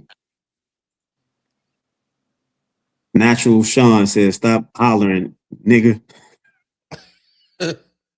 Michael Jacobs says, talk your shit, bro. PD Wawa 241. The rules in the building of your own is available within the legislator and UCC codes. So before we go any further, all business is overcompensated. That's not confidence. I got you. Before we go any further, CT said he had a question. So CT, go ahead and shoot your question. You mentioned Malcolm X in Saudi Arabia. Would you mind going into detail as to what he saw? He saw a different array of people. Okay. Praying together, breaking bread together, sharing knowledge, bonding, and having reasonable and sensible discussions. Okay. Now, fast forward it to JP and what JP said. And what JP said is he loved for the day that the black man could get on his knees and worship a black God. So this is one of my problems with Malcolm X. And obviously him also being a traitor to the Nation of Islam, but he came back and he said these things. He saw black men breaking bread with white men. He saw black men, particularly African men, on their knees praying, and they, they drank out the same wine. They were all together, but they're praying to the Arab God. They're praying to an Arab. When I was a little kid, I lived in a transitioning neighborhood. It was middle class changing over into the ghetto. Blacks we destroy everywhere we go. And I went into a corner store, and JP knows this story. There was a black man in there. He had to be about 50 something. Silly black man, goosing and giggling. I must have been about 8 or 9 years old. And the Arab looked this dude dead in his eye and said, the language of God is Arabic. Black man, he goosey, giggling. He like, oh yeah, man. Yeah, man. And I said, even at 8, I said, damn, man, black men are really stupid. This Arab is in this black community taking black dollars. He don't reinvest the money back into the black community at all. I knew this as a kid. But the Arab has conquered this man's mind spiritually by telling him that the language of God is Arabic. And so it goes back to what JP's been saying for a long time, man. When is the black man going to pray to his own God? when is the black man going to control his own institutions? Yeah, you know, I'm a smarty arty college degree, uppity Negro. But these are the things that I thought about decades ago. I said, I got fraternity brothers, man. You know, I'm in the same fraternity as Martin Luther King. And you have fraternity brothers of mine who are lawyers, they are accountants, they are engineers. These Negroes haven't gotten together to create any institution. But they boast and brag about working for the white man's companies that the white man founded. Now, I don't have a problem with that, but I see where JP's coming from. You know, and to land my plane here about this Saudi Arabian thing, here are the top industries in Saudi Arabia currently. Oil and gas, 1, petrochemicals, 2, construction and infrastructure, 3, tourism and hospitality, 4, healthcare and pharmaceuticals, 5. I can keep going. You know, we got manufacturing, renewable energy, information tech, mining and minerals, logistics. But even right now in Saudi Arabia, yeah, they may all pray together, but them Arabs control that country. They control all the industries. There are no government officials, to my knowledge, that are black. Now, you may be asking, well, what does that have to do with anything? Well, Saudi Arabia has 3 million black people living there. And you mean to tell me since the kingdom was founded in 1933, almost 100 years ago, you don't have any high-ranking government officials that are black? Not that black people even need to be in the government there. But what did Malcolm X see? And I've always asked this question, what did he see? Because for me, he just saw a group of stupid black men praying to the Arab God. So I agree with JP to a degree, man. But yeah, that's what got my ear when you said Saudi Arabia. But I agree with JP. This man is brilliant, man. Go ahead, buddy. Go ahead, guys. Well, I brought it up to the fact of bringing out forefront information and not to be just emotionally led by something. Not to change people's position or stance, because you can still hold your position and stance and just go research and find out what things stood and still have your feelings. No harm, no foul, no ifs, ands, no buts about that. The difference is the dynamic of understanding deeper. If you really want to know what got MLK knocked off, was the moment that he sat down in front of Nixon and said, hey, those white people are struggling too. But guess what LBJ did to counter that, JP? See, that we know very well about the Willie Lynch letter, but we don't talk about what the Willie Lynch letter did to them in one single shot. He said, and tell me if I'm wrong, T-Max. He said, if you want to make the lowest white man feel better than the highest black man, well, hell, he'll empty out his pockets for you. Right there in the Oval Office. So right then and there, hold on. So right then and there, you have to understand, our civil rights leaders saw the grander scheme of things, which is a lot of us will sit on this panel right now and not know that America is not a country. She's a corporation. Let me say that again. America is not a country. She's a corporation. So when you sit up here and you go into your voting, you done heard all this hoopla, right? And you got emotionally charged. Where is your bottom line in sync with their bottom line? Because that's what's happening right there. It's a lot of emotionally charged situations that's coming out. There's not a lot of cognitive stuff that's being presented. Everybody got their feelings. I hear what you're saying. But when we talk about our black leaders, let's be really, really, really sane about this. We live in a day and age of information, where information back then had to go by a Dewey Decimal System that's no longer in the library. You ain't seen one since 1990 something. So here we are right here now. People have it at their fingertips and still can't use it fully correctly. But the thing is, we want to make them seem weak when in fact, they was like, there's enough for everybody. You've even said it before on your own platform. There's enough room for everybody at the top. So you can't blame or fault somebody that saw that at a time that, hey, yeah, my people struggling doing bad, but guess what? They got people struggling and doing bad too. But if they eat, guess what's going to happen? It ain't going to be too many people mad about me eating when they eating. Reason why they can pay attention to me, because their asses is hungry too. So, I disagree. When you say, first off, when you say we live in a time of education, no, we are not. Information. No, we are living in a time where we have people are uploading relative information. You can't go dissect it? It's accurate. And you can't go dissect it? No, I'm just addressing because I want to address your first point. Right, but I'm saying, can you go dissect it? Huh? Can you go dissect it? Can you reach out to that person that uploaded that information? No, but that's what I'm saying. The only thing what we can Google and stuff now is people have uploaded stuff to this internet. So I got that part. That's the easy part. Can you then go reach out to the some bitch that uploaded it? I don't. Me personally, I don't care to because it's some white person who, for the most part. So guess what? Then you also don't care to be fully informed because you can reach out to that some bitch and say, "Hey man, where'd you get this from?" So that means I had to depend on their honesty, depend on No, their you don't have to depend on anything. You depending on yourself.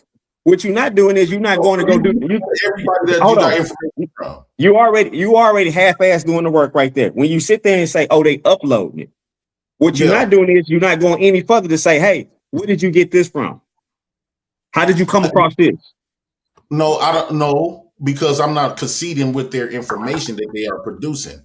So all that stuff that they've been producing, I'm not conceding with it. So I already looked at them like a liar. So everything that comes out their mouth, I don't want to have shit to do with it, right? Okay. And sometimes I use it for my benefit in conversation, but for the most part, I don't concede with that bullshit.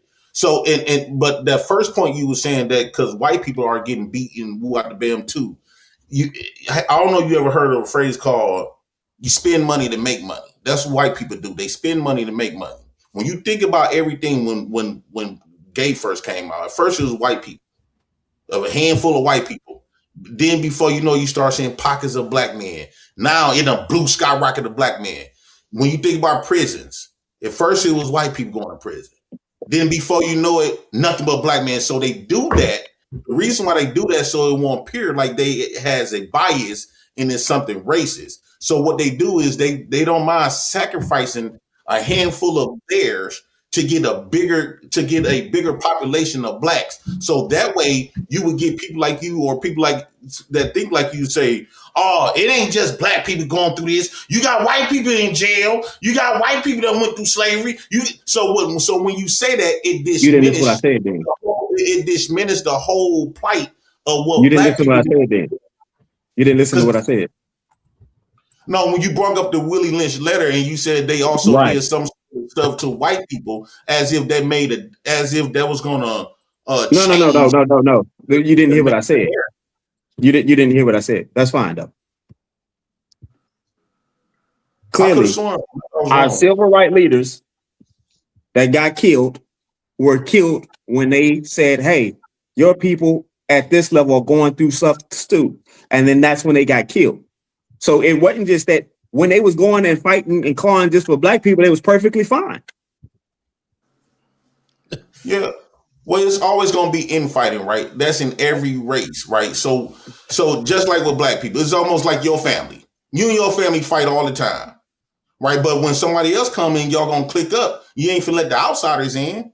And whatever, especially if you got something like a lot of people's getting mad at me because I said, I praise his drug dealers and the killers and the gangsters up and thugs in the community. And they said, why would you do some shit like that? But these are the same people who praises America, right? So I asked these people, do you like being an American? They said, yes. Yes, I love being American. Why? Because of all of the opportunities, we get to do this. We got a lot of convenience. We got a lot of resources. Well, I said, don't you know those resources come from crime?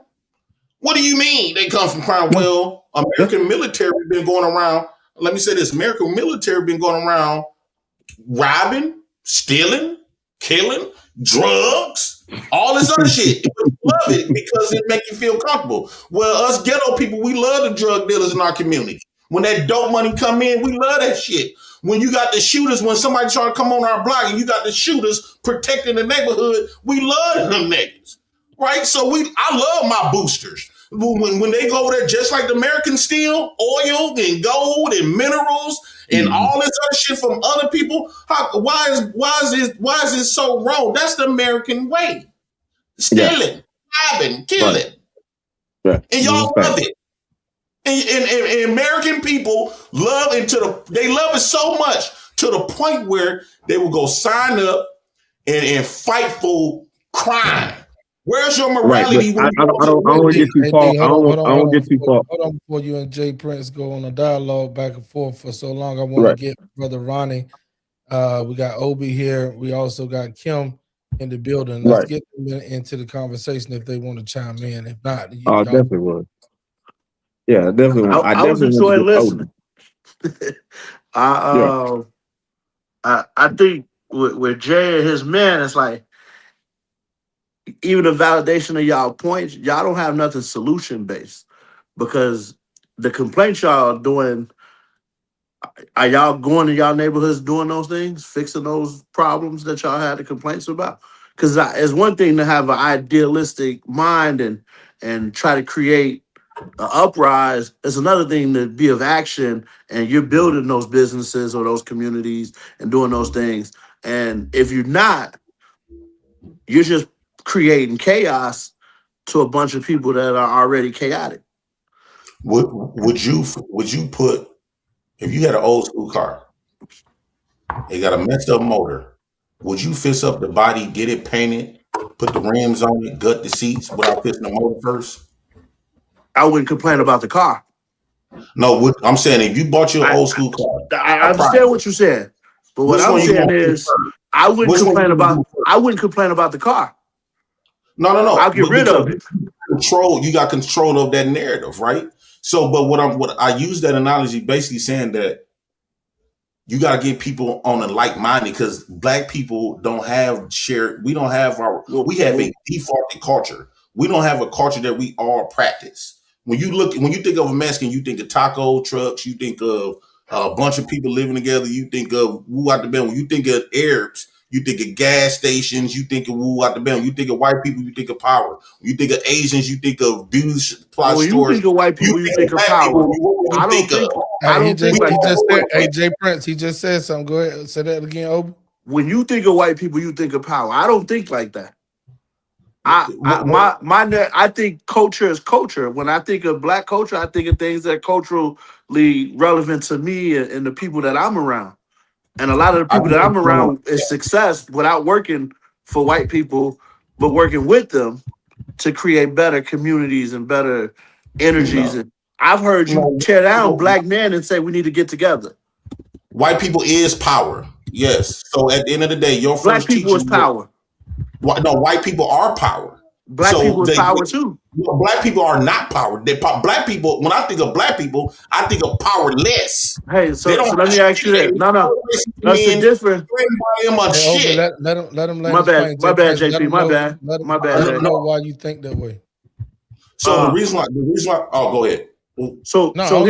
Let them know why you think that the powerless and all that. So the reason why I think that Black people are powerless is because one, they don't have their own military, they don't own their own systems, they don't own their own currency, they don't own their own rights to they don't own their own loan banks, they don't own banks, they don't own their own land, they don't not no land of you just bought some land down south. I'm talking about they don't own no country, they don't own their own government, they don't own their own court system, they don't own their own law enforcement, they don't own their own a God, they don't own their own nothing. So where is this? How are you going? White people own all that though. They don't own their own narrative. Whoever controls the narrative and the vision controls the direction of people, and that's what's powerful. And no matter if it's wrong, right, or indifferent, if you control the narrative, if you control the vision, you control the direction of the world. I mean. Basically, the white people doing all over the world. So that's what make them powerful. Black people, the niggas, we influential, but we not as powerful as the white man. Okay. So let's get to these few comments right here, D, and then we'll let Ronnie Woodham or Brother Kim Mauser get in here. Here you go. Victor Hart says that AI information is not going to tell you anything bad about white people. I tried asking the questions and white people gave me some BS and answer was trying to say to avoid my question. I don't know why we talked about AI when we literally said ask the person who uploaded. That's all right, Vic. You're going to be all right.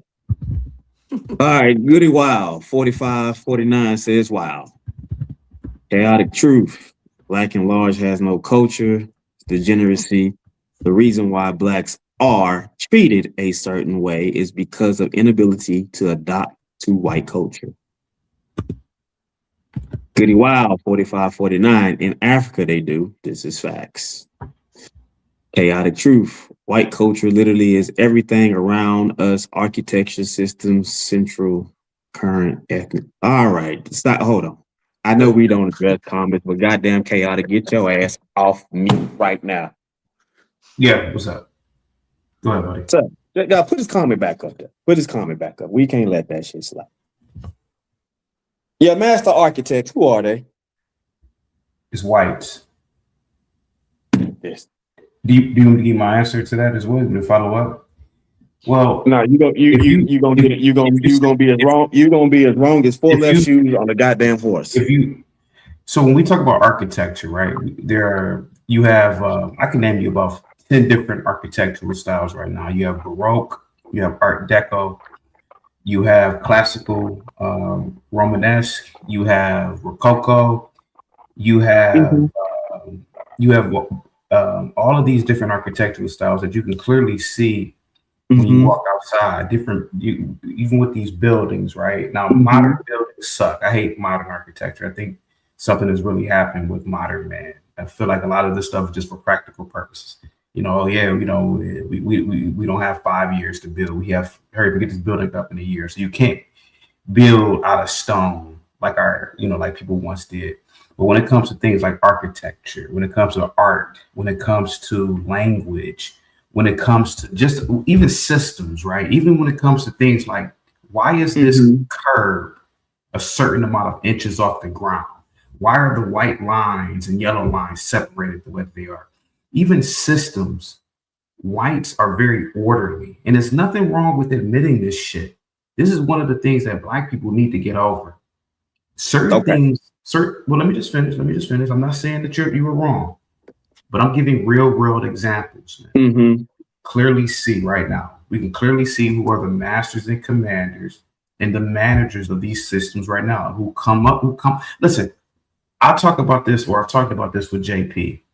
Shipping and logistics, right? Shipping and logistics, right? It came from white. It literally came, bro. Shipping and logistics, bro. White. First of all, D. Let's be honest. Let's be fucking honest for once. On T-Max Network, hold people accountable. Hold on. I'm gonna let you finish. Hold on.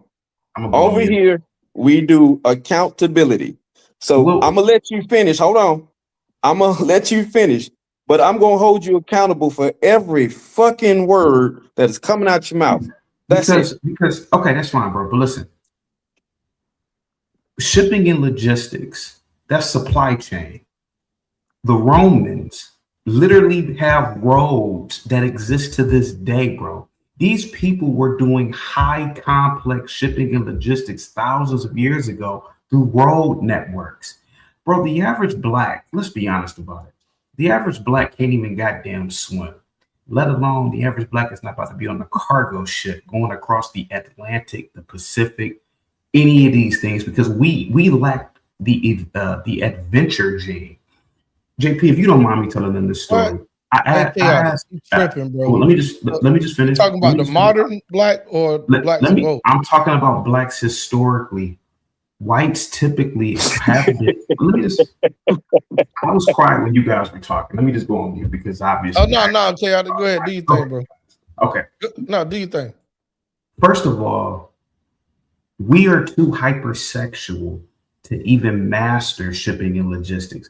JP, I'm gonna use JP as an example. I asked JP, hey JP, Could you be on a cargo ship for months on end? JP out of his own mouth said, man, I can't go 3 or 4 days without getting some sex. Bro, we are hypersexual. Whites typically have a system of morals, a system of, I ain't saying every white is like this, but there's something ingrained in Western ideology. It is something ingrained in their work ethic. That's why they'll be at work on time. We have it as a Black culture. We have a joke amongst ourselves saying, you on CPT time, colored people's time, because we don't have high level work ethic. So, bro, like, honestly, bro, their systems make them better. It just does, bro. Like, dude, think about this, bro. Think about the airwaves right now. And I'm gonna land my plane with this one because I could go all day about this shit. Right now, there are thousands of airplanes right over the American airspace. Think about how intricate of a system that is, that none of these planes crash. Think about this, bro. Think about thousands of planes every single day right now are in these airspaces. And think about the high level, high complex coordination it takes. Bro, that's not some overnight shit. That comes from a history of shipping and logistics. It comes from a history of movement, of logistical movement. Whites mastered this shit thousands of years ago with the Greeks and the Romans. They just did, bro. Other groups of people didn't do it like this. They just didn't. And who built the damn plane? Who came up with the airplane? Who did? Please tell me who. Bro, you know damn well the white man invented the damn airplane. No. Who? Bro, whether it was two white men or not, bro, that is a white achievement, the airplane. And not even just the plane itself, but the complex and the layers it takes to even make the damn craft. The level of rocketry you need to know, the level of systems and redundancies. Bro, this is stuff about white culture, bro, that, dude, even Reggie White, who played for the Packers 30 years ago, he's just a fucking football player. He even said it, bro. He's a football player. He's not a scholar. But he said, man, one thing about whites, they are orderly. And they are. And there's nothing wrong with admitting that. Maybe if we admitted that shit and copied these people, maybe it wouldn't be Maersk, the shipping company. It'd be something named JP. Maybe if we thought like these people, we have our own airplanes and we have our own cars. But dude, JP doesn't own a car, right? I applaud JP, but there's a dumb Negro that calls into my channel all day trying to play JP. He pulled it up in the white man's Mercedes. I said, you's a fool. Here goes JP. At least he ain't giving the white man $1,000 every month to drive his damn car. I get where JP's coming from to a degree, man. Who makes the Mercedes? Think about it. Did you give up your car? And bro, believe it or not, I don't own. Well, my wife has a car, but I don't own a car. But not for those reasons. I like white culture. Don't get me wrong. Man, I ain't gonna lie to you. But the fact of the matter is, bro, like these are things, bro, that I'm not afraid to admit, and I'm not afraid to admit JP's right on about 99% of the stuff that he says, even welfare. Let me tell you this story real quick. Now, listen, I'm not promoting welfare, but one thing I will say is this. I'm not promoting welfare. I love promoting. Why work hard academically? Why work hard to be in these white people's systems and jobs for them to still call you an N-word behind your back? For them to still think you're incompetent? For them to still think that, oh man, you only got in here because you're black. Hey, listen, I'm not knocking that. But I get what JP's saying, bro. I have a friend right now. She's married to a medical doctor. He has even said, dude, there are days, bro, where I'll give out a diagnosis. Somebody come in for a physical, white, and they're second, third, fourth, fifth guess me. And I'll just tell them, hey man, come back tomorrow with somebody else here. Bro, like these things really happen. And I understand it. If I was white, I'd do the same thing in a system in a society tailor-made for me. You goddamn right. So I get what JP is saying. This man, I'm telling you, man, there should be streets named after JP at this point. I'm not joking, man. This man is crazy. Go ahead, D. I get the blacking out about it. I get the blacking out with this type of You ain't black. No, you ain't blacked out. You white out for sure, but you ain't blacked out. All Well, right, you're so whited out let's now. do it We're like this, all man. whited out. We're speaking their language. English is not a black man's language, so we're white. We're all whited out. Right. Gotcha. Hey, look, JP, you dropped something in the you dropped something over here. I ain't never And I heard want of. to say this in language before I get to the thing I dropped. The only language that black people created was body language that I know of, and that's the body language that when I could be in a car with D, and as soon as D do this, I don't even got to look back. I know the white man is behind us and pull us over, or this when a white man tapping on us on our head with a billy club. That's the only body language that we outside of the niggas created a slang. Anybody that generated the white man currency to help us get by a little bit, right? People make fun of my speech, but it's not my speech. But people emulating it so it can generate some money. All I gotta do is slap it on a T-shirt, and bam, I get some of that white man currency, right? Can you pull up that video though? Yeah. And I've been chaotic. I've been talking about this though, right? This is why the black woman don't respect you. Don't respect us. When I say you, I'm saying black men. Here's why. Black men, we actually want non-black men's help in these corrections that you speak of. So what are the corrections that you're looking for specific? Force, because that's the only thing that's gonna work. No, this not the one. Drop that one for me right quick, T-Mac. I'm finna go ahead and get the other one.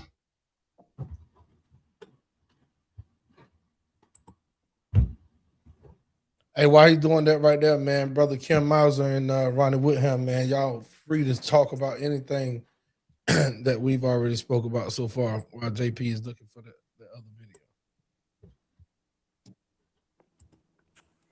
video. I'm gonna be trying to put this on an F-22 Raptor. I don't know if I could, but we'll try to streamline this because that was a lot. And I'm still 50-50 for the most part. But first off, just to put it out there, make sure the audience is aware. If you call my wife barbecue on site, it's going to be on site. It's just the way it is. And he talks about sharing, I'm sharing. Like, shit, I'm definitely fucking sharing. Even though she just so happens to be sucking my dick, it just so happens to be white, she's not sucking the white dick. I assure you. I'm rubbing that woman's feet. I'm cooking dinner. I'm making sure the clothes are clean, the son's good. You know what I'm saying? I'm tying everything up together in this house. And that way, when she gets home from whatever she's doing for the day, she ain't got to worry about nothing but what the fuck she want to do.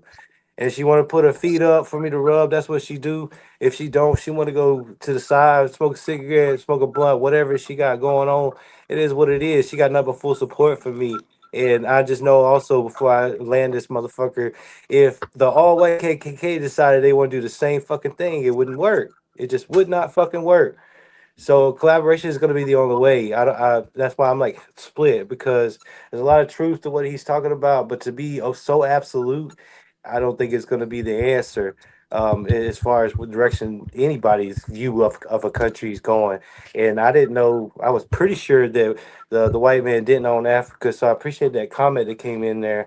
Army does teach you, you just got to read it.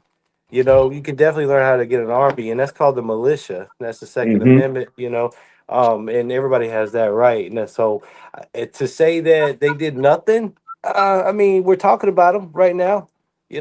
We're able to talk about them. We're able to voice our opinions, through this live stream to the world.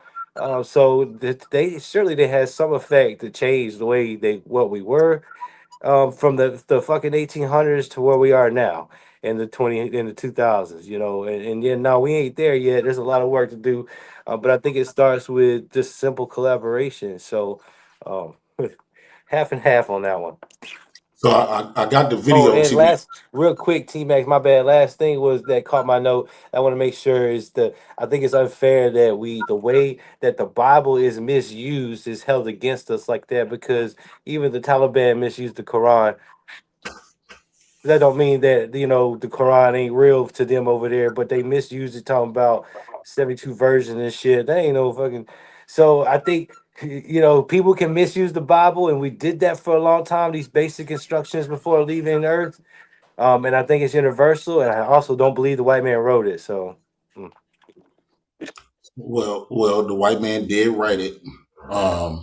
Even though they got stories that was mimicked from other African people, but the Bible that was presented from us, that was given to us in slavery, yes, Jesus is white. Those stories is of white people. There's only 60 scholars. God only spoke to those 60 white men and one white woman, Mary.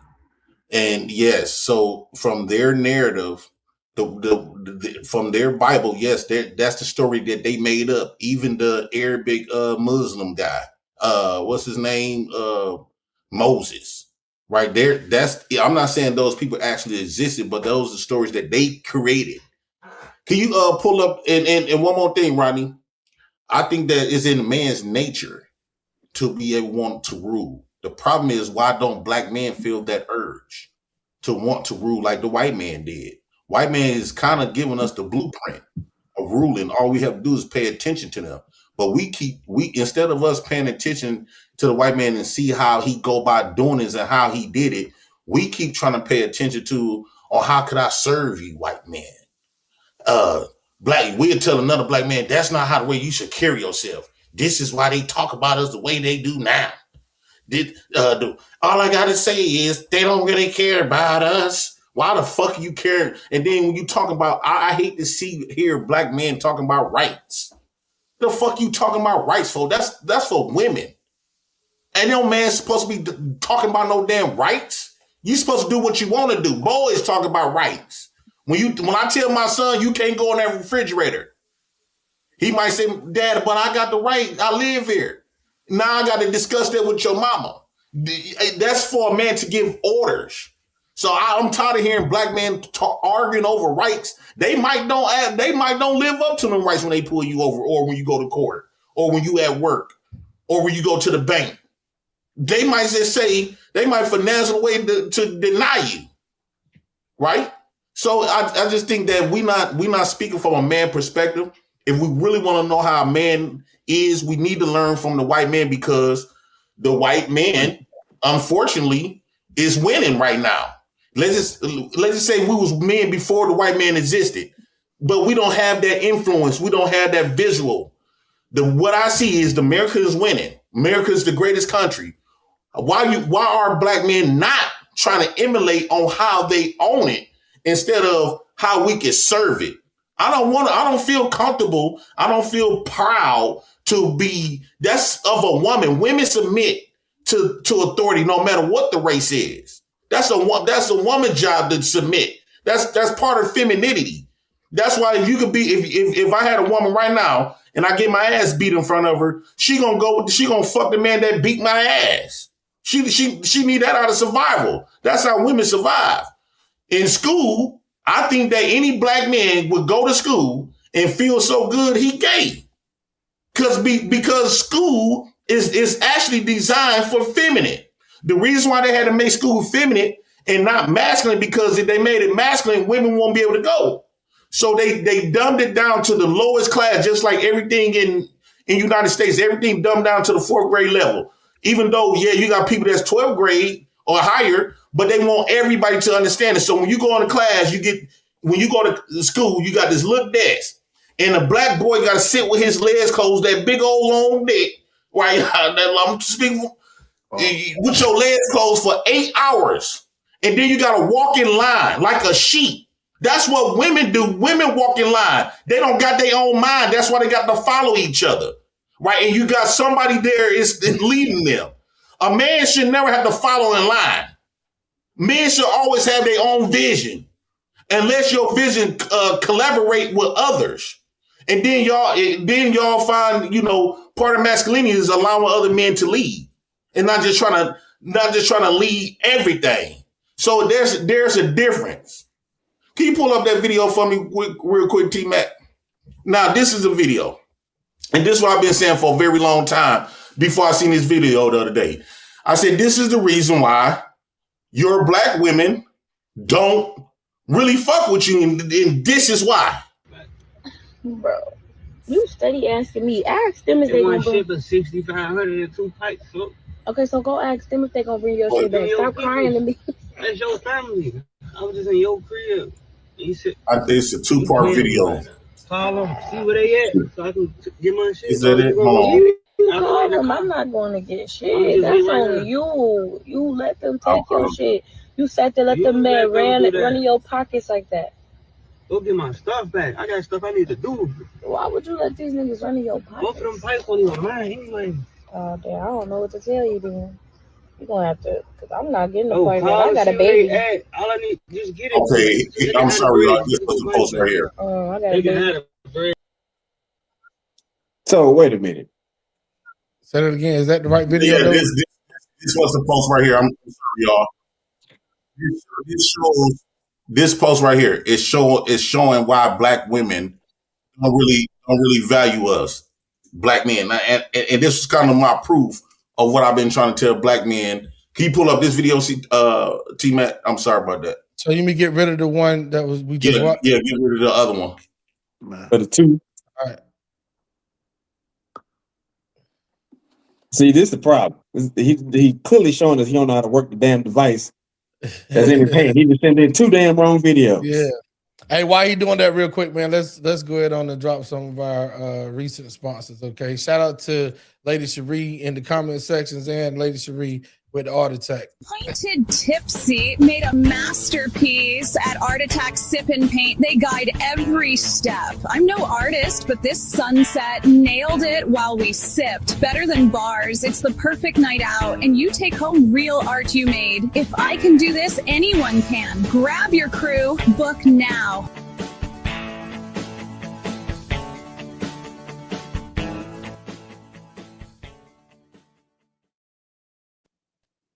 Yeah, there you go. I think it has. You sure? Yeah, this it. Now peep this out. Slavery. It started with females. That's why they took the biggest, strongest male, bring them in front of all the women and kids, beat the fuck out of them. You know what I mean? Similar to what we're seeing today. When you see it being murdered over and over again, they publicizing that. It's everywhere. Police killing niggas. It's constantly being put in front of our faces. So you show that this looks strong, but he ain't really strong compared to the system or the white man, so to speak. Just giving you the imagery, right? Well, they're basically desensitizing our people to the black male masculinity. Yeah. And now we used to seeing get fucked up to the point where we okay with we don't even realize we programmed to believe black men ain't shit before you even interact with a black man that ain't shit. It's in your mind, you know what I mean? So like it doesn't still have a huge problem.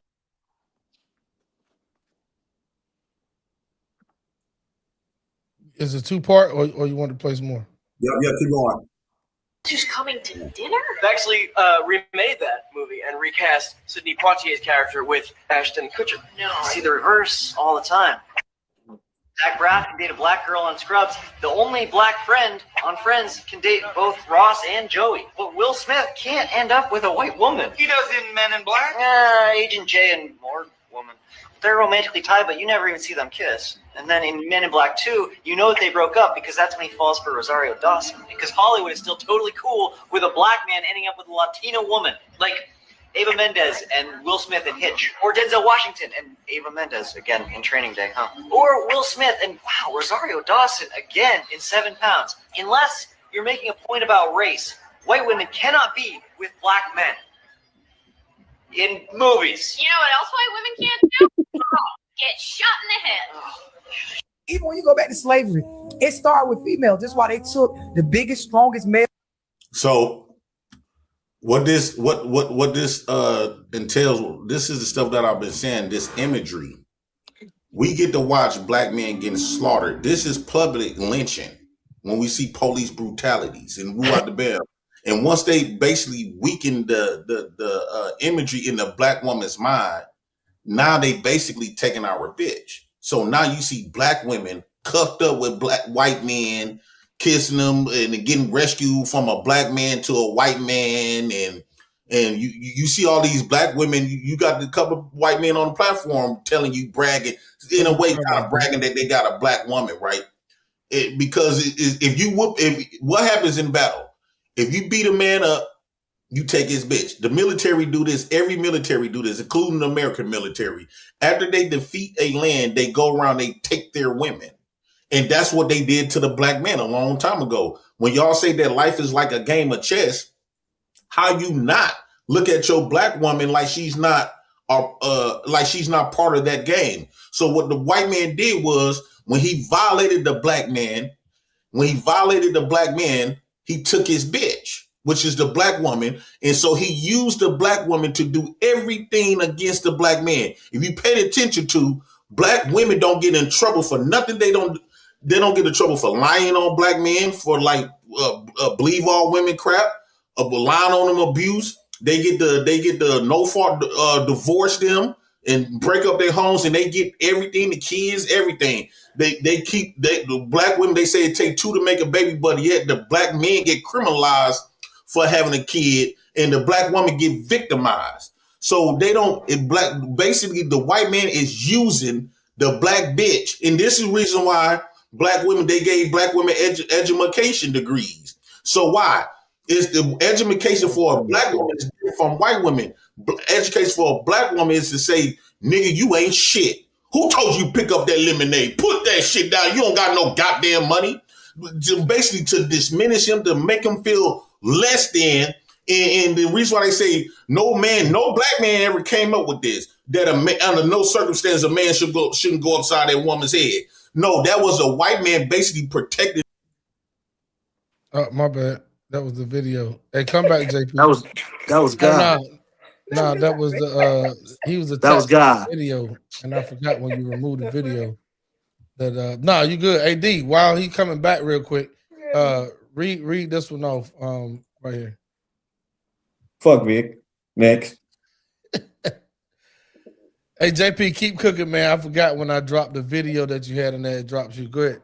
Okay. So we didn't ever come up with that. The white man did, so women can feel protected while she mentally, emotionally destroying our insides. It started with our mamas. We got our ass beat because we look like our daddy. We got our ass cussed out because we look like our daddy. You black, ugly motherfucker, who out the bam.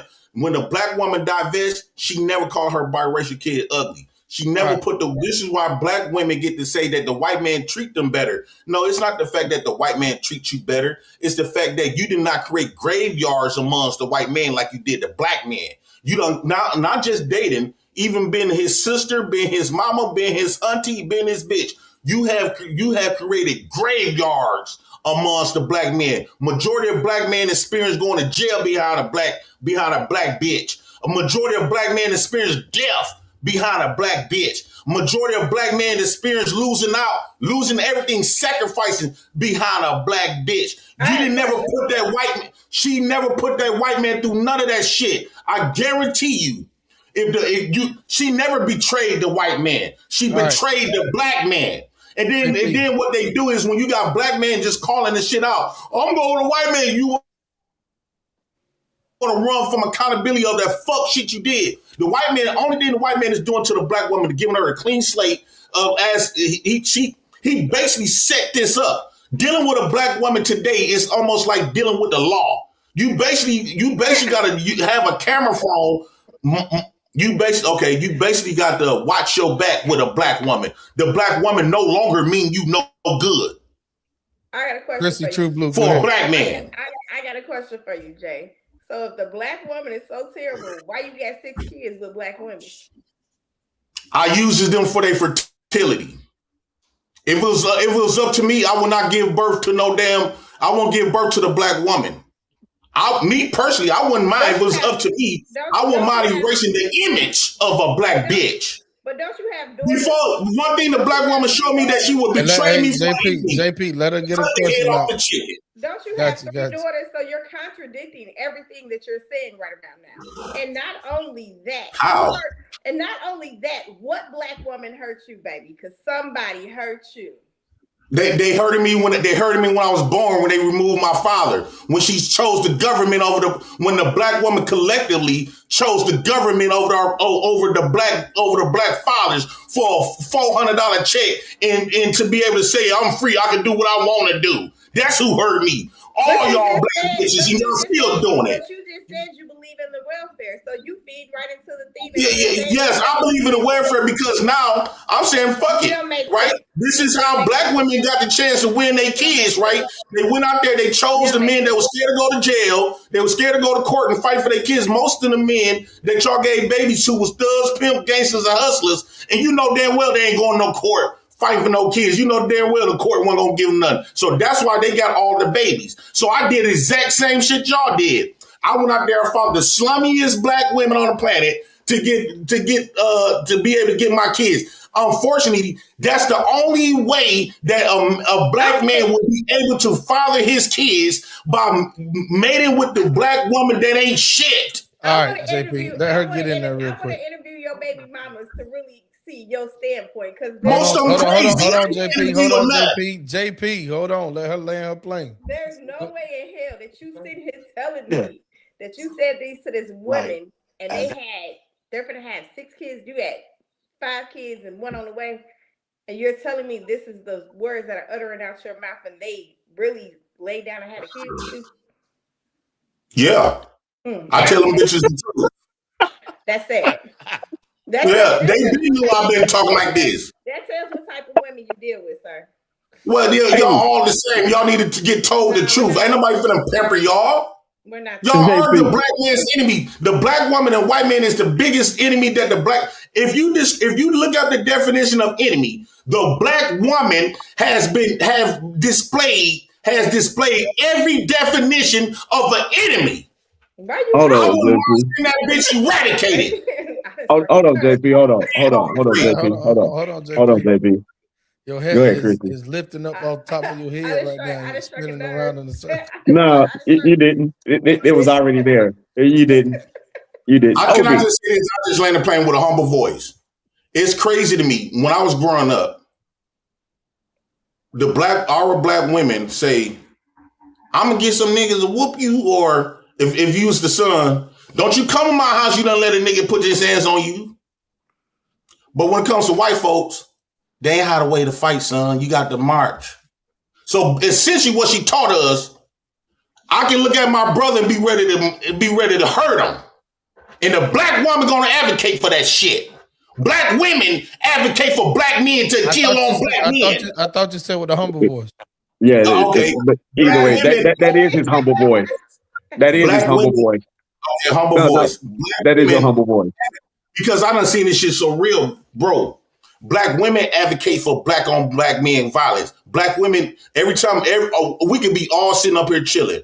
A black bitch will come around before you know it. She would use a divide and conquer tactic, and before you know, we all at war. But when it comes to a white man, you seen that black woman beat her son up publicly when he was trying to fight for George Floyd, and the white man didn't press abuse charges or none of that. You know why? Because she was protecting the white man, and the reason why the black woman want that white man protected, because that white man gonna protect her in disrespecting you, and stealing you and robbing you from your parenthood, calling you all, just misusing you. This is why the black woman is going to always protect the white man, because not only did he give her welfare, but he also protected her on 911. When she initiate, antagonize, and provoke the black man, then when a black man retaliate, I'm calling 911. Now you want to act like a bitch, and the 911 gonna come in and arrest you.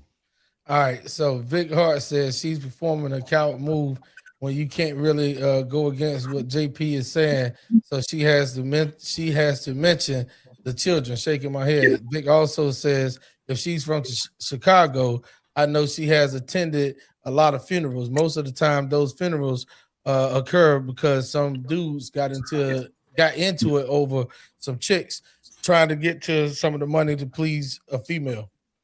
May I advocate for JP real quick with this story? Yeah, go ahead, Chaotic. No. Hold on, D. Let him get in there real quick, and then I'll turn. Because that nigga gonna say something we already know he gonna be on. No. I really want to hear OB real quick, because OB been sitting here, and let OB get in, bro. We gonna get to you. I want OB to get in. I got you, bro. Let OB get in.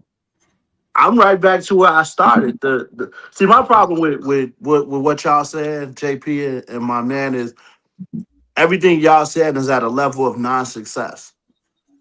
Like, everything that you said, I believe in welfare. He don't got a car. It's like everything is like, as long as we hold ourselves down, what I'm saying is supposed to be the truth.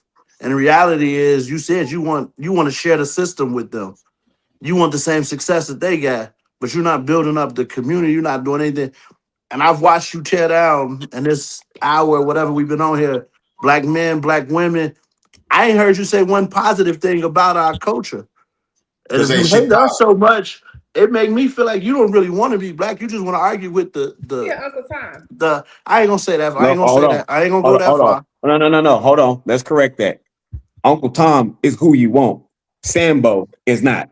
So good. Let's go now. And the reality is, it's like, in order for me to believe what you talking, I gotta see some success in that. And I don't hear no right here, OB. Huh? Said there's nothing positive about the black community. And he don't want to be black either then. There's nothing positive about the black community. I disagree with that 1,000%. Because I uplift my community every day. All right, so I'm glad you said that. We got a question. Hold on. We got a question over here that we ask newcomers, even though you're not a newcomer, you're a returning member. I want to hit you with a question since we there. Okay, so for the new panelists and OB, we'll start with you. In your own words, describe black culture. Black culture, everything that you're surrounded with. Like our culture is our food, our music, our history, our education, what we do to build it up, the communities that we have, what we provide to the next generation, what our history has taught us. Everything that they're trying to diminish based on, I don't even know how to even describe the way he said it, but okay, hold on, JP, don't jump in there. I'm coming to you next. Go ahead, OB. But the reality of it is he said something that made sense, and then he reneged on it when he was like, our culture is very influential, right? Our culture is, and everybody wants to be us. The reason we can't take the empowerment from that is because we keep deciding to tear each other down instead of trying to figure out ways to create the champion that we are. If you look at anything you look at now, look at every movie trailer you see now, it's all hip hop, it's all black culture. Every theme for every sport, not just black sports, but every sport is starting to be taken over by our culture. Every educational, our women are the most educated people in the world. Our women are amazing, regardless of what my man is saying. But if all I heard was all you good for is sucking dick and being a bitch, I'm kind of gonna go against you too. And the reality is well, you is biracial. You got the biracial privilege. I'm 100% biracial. Yeah, but so I'm 100% black. When I get pulled over, they treat me the same way they treat you. They don't look at me and say, "Oh, you light skinned with freckles." They look at me like a nigga just the same way they look at you, nigga. And I survived every rough neighborhood in Chicago, nigga. But my success ain't never been stopped by the color of my skin, nigga. And I ain't never had to bow down to no white man, and I don't know what a job application look like. All right, here go JP. JP, on you, man.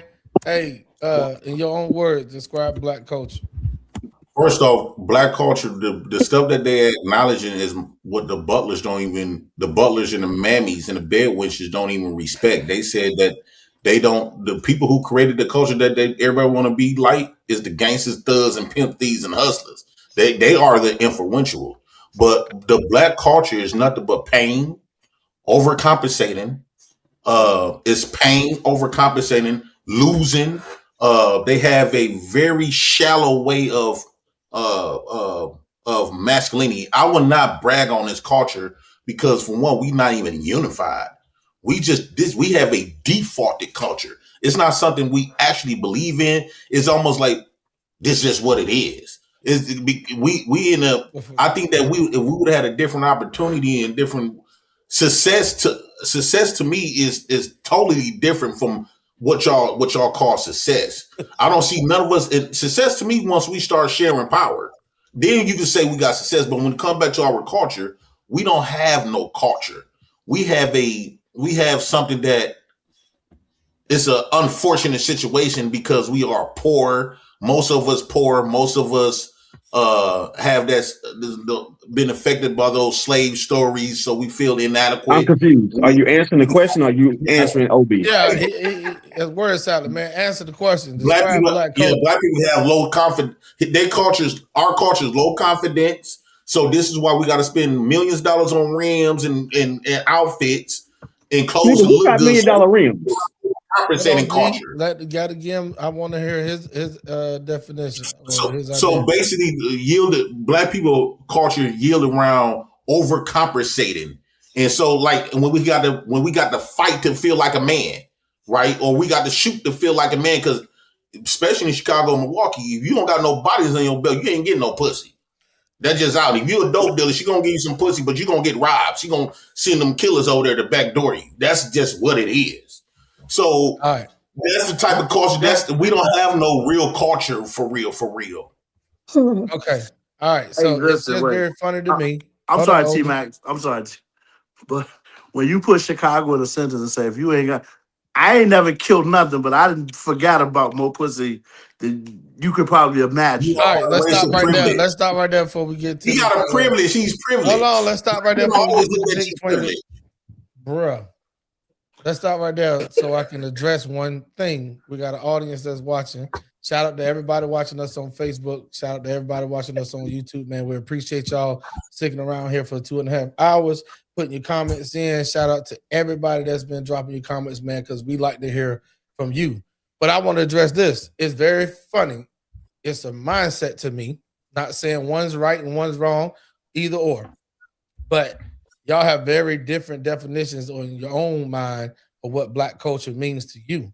So JP, he asked you something, and he at least said something a while ago, that the fact that if you see it that way, he don't see white is power, and this is that. So like, do you think that because of your environment and the things that you went through that shaped you into whom you are, the things that you've seen and experienced with black women or black leaders or white leaders or whatever it is, shaped your mindset to describe black culture that way? And the things that he went through, it's just like saying one's on a different side of the world. Let's say he was over in London, raised up as the same black man that he is, because he's right. When they see him, they don't see the freckle face. They see him just as us. Don't matter. They see him just like Dia at the top and our brother Ronnie at the bottom. So if that's the mindset that you grew up around, because environment shapes culture, mindset. So I'm not saying, hey, that's your experiences. So I'm not saying it's right or wrong, but I'm just saying, do you believe that that's the reason why both of you guys are so much different in your mindset? Yeah, I think that we are different. From one, colorism plays a big part, and white people not the only one that perpetrate that colorism. Black people, especially black women. So yes, I won't doubt all light-skinned men get a lot of black pussy. Black women got public pussy to the world. Everybody can get a black bitch, especially if you. Hold on. Before we do all that, we gotta hit him with one real quick. Order!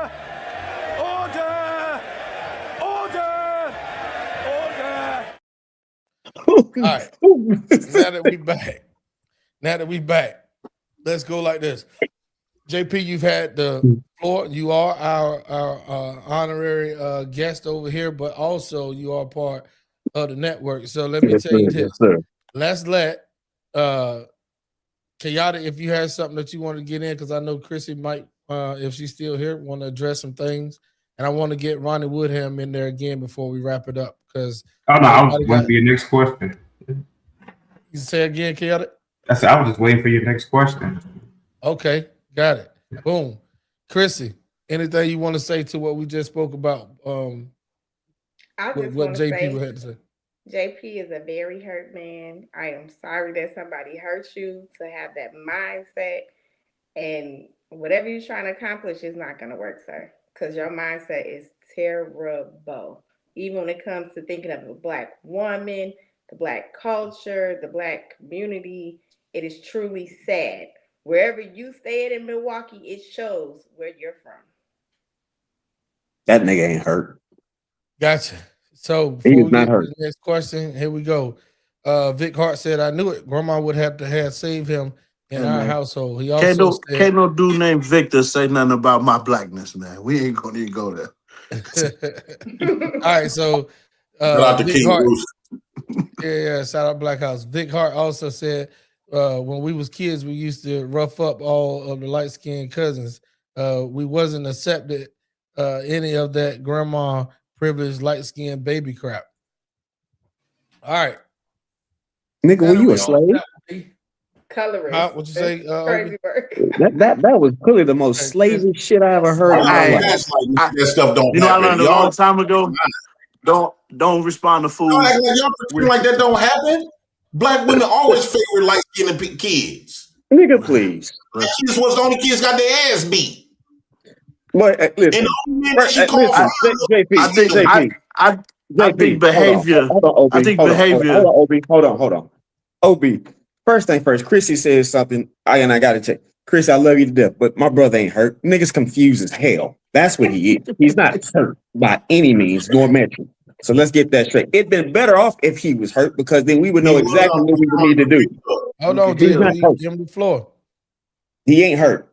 What he is confused. Not only is he confused, he's got some people that's also confused with him. And understanding, I get the plight that y'all are pushing for. But again, you can't have something that doesn't coincide with one another, but they're constantly contradicting one another. First things first, to sit here and scream, I'm pure black. Well, if you're pure black, you don't degrade or diminish anything of purity. If you went and bought a gold chain from your favorite jeweler and you paid your good money, you wouldn't say, oh, this is a piece of shit 24 karat gold. No, you would say, oh yeah, I paid a little money for this piece of shit chain. That's what you would say. You wouldn't diminish that chain not one bit. But the irony of it all is to say I'm pure black and I got with these piece of shit women to have black babies. Then you can't be pure if you're diminishing the very thing that you say you are. Let's hold that. You're gonna have to, that's an L you're gonna have to live with it, sir. I'm gonna have to remind you like you remind, hold on, JP. Hold on. I'm gonna have to remind you like I remind so many other people. This here is recorded. All right. So now, for niggas who don't understand, again, surface level research will not bring you to any results, which was also mentioned tonight. Let me say that one more time. Surface level research would not bring you to any results. This is why OB keeps saying, I hear everything you're saying. I haven't heard anything that was necessarily wrong, but also I don't hear a plan of success. Because you want to know why?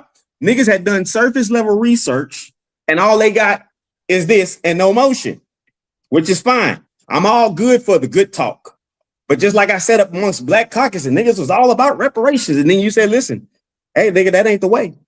This is what we gonna have to do. Oh, no, see, no, this is not. Okay, again, don't want to take a plan of action. Don't want to be held accountable, which was also mentioned, for the very things that we're saying. To sit here and not acknowledge the very devices that we own, Black people had something to do with. Greatly. Hey, Vic said, D, Texas. I'm not talking to that goddamn slave. Can I respond to him before I Read lose the my comment, point? man. No, hell no. We accountability over here. So, hey, listen, just because you got your name in the comment, if Vic or anybody in our comments drop one, we're going to make sure that we read their comment. They spending this time with us, man. Read the comment. D, I'm going to let you read it instead of me. Go ahead, bro. Vic been a slave since 1999. So let's go here. These Texas people, slavery 2 years after everyone else was free. LOL. More of a slave than I am. Nigga, please. Again, 1999, back then. So can I respond to you real quick? Now, again, we keep offsetting. We sit here and say, the white man ain't this, the white man ain't that. But yet is all this high praise and elevation, and he got a foot on you niggas' neck. And also, the misrepresentation of history, again, accountability, niggas. When you sit here and talk about what was done to the Black man, understand that he was out fucking numbered because you wasn't going to corner him one-on-one. Was you?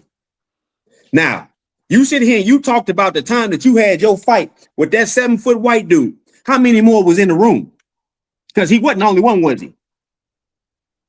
All right. So again, accountability, niggas. Thank y'all for coming over here. Thank y'all for coming over here and being a part of this experience. Because guess what? Going forward, niggas is gonna know what it means, especially when you're gonna be in the comment section, especially you're gonna be up here misrepresenting history and just doing surface level speaking, because you're gonna be held accountable for this shit. Yeah, the Wright brothers were the one who brought the airplane to existence, but they ain't come up with the blueprint of the planes. They came up from a black man who they stole it from. But we're gonna stop being surface level goddamn creatures. Accountability, niggas. So accountability, right? So when you talked about when I talked about the purity of black folk being pure black, yeah, I am holding them accountable. No, you're not. Right? Can I let me finish my point? D, let him land. He gave so it is holding them accountable. So people might not like how rough I come off with it, but guess what? Black boys has been destroyed behind a black bitch removing his motherfucking kids. Black men is getting murdered every day behind not in no prominent communities, but in those single black bitches communities. You can't tell it to me when I done lived it. I hate when motherfuckers come up here thinking they know the fuck they talking about. Because you want to protect a black hoe. No. Fuck them bitches. It is holding them accountable. No. I got cousins, niggas dead behind a black bitch. And if this is accountability, it is accountability. And when it goes to the black man, you ran and left your family. You let the white man bitch you out your family just so you go live next door to him and fight in his military. If you that goddamn brave, why you didn't fight for your own family? That should have been your military. Huh? How you gonna be proud and wear a badge for fighting for a white man? I was told before you go fight for every motherfucking body else, you supposed to fall at home first. And the black man coward ass didn't. Now he walking around here with a badge, proud because he done served the white man. So this is accountability. No, it's not. Again, your words. Your words were. Hold on. Your words. I'm gonna let you land, but I'm gonna remind you of your words. Again, we recorded. You said dark skin because is that the first time you came up here? You said dark skin was pure black. Yes. Okay. We talking about you. No. Hold on. Because I love words. No. Hold on. See, I love words. I don't want you to talk from how you feel alone. I want you also to talk from the actual meaning of the word itself. Accountability, nigga. So again, if you're saying something is pure, where's the problem? The problem is I'm holding them accountable. Then it's not pure. Then it's not pure. I can't have a conversation. You keep cutting me off. No, I'm not cutting you off. I'm just reminding you of what the word pure means. The same stuff. No, I'm not. I'm trying to give you what I'm trying to. We talk about accountability. If both of y'all back, we talking about accountability. Where's the accountability for the black bitch, bro? It's not no fucking no. Y'all keep trying to save the bitch. Hold on. No. Our community. The black woman fucked up our community by selling us out. What you said the black man did? It's the privileged skin. I don't think that you meant for this argument. All right, so because the black woman praises the black bitch always have praised the light skinned niggas. Okay, no, light skinned. Listen, man. We're talking about accountability. We're talking about accountability. Giving black women and black men accountability. All right, so can you hear me? Oh, my bad. Go ahead. No, you're good. Do you got a question? Do you got a question for D when he's speaking about what you just said? Because what we want to have, instead of just yelling back and forth, you can keep your same energy. You keep your same energy. Right. I'm not yelling at D. I'm yelling at the conversation. No. Bro. I'm not talking down about your. This is who you are. We get it. We know you. So I'm not talking about that. I'm saying I want at least something to get done out of the conversation. I want something to get accomplished. So instead of you yelling, he yelling. I wanted everybody to understand where y'all coming from. And then it's just word salad when you just calling names. Anybody calling you one, or you degrading black women by calling them one. So you notice I ain't even checked none of that. Like this is what we do so much in mainstream. People censor everybody else. So if you listen to the theme song when we play our music, that the song that the show starts, bro, it's all accountability. This is a platform for you to speak your mind, without harming anybody or speaking crazy about like death and all that and kids and stuff. But other than that, bro, speak your mind. So I ain't even checking that. I'm saying y'all go back and forth with logic and truth. Shout out Caleb. I got a question for D. Yeah, go ahead. So D, why is it when a black woman date a white man, that man qualifications, all he have to do is just be, he can be soft, he can be vulnerable, he can cry.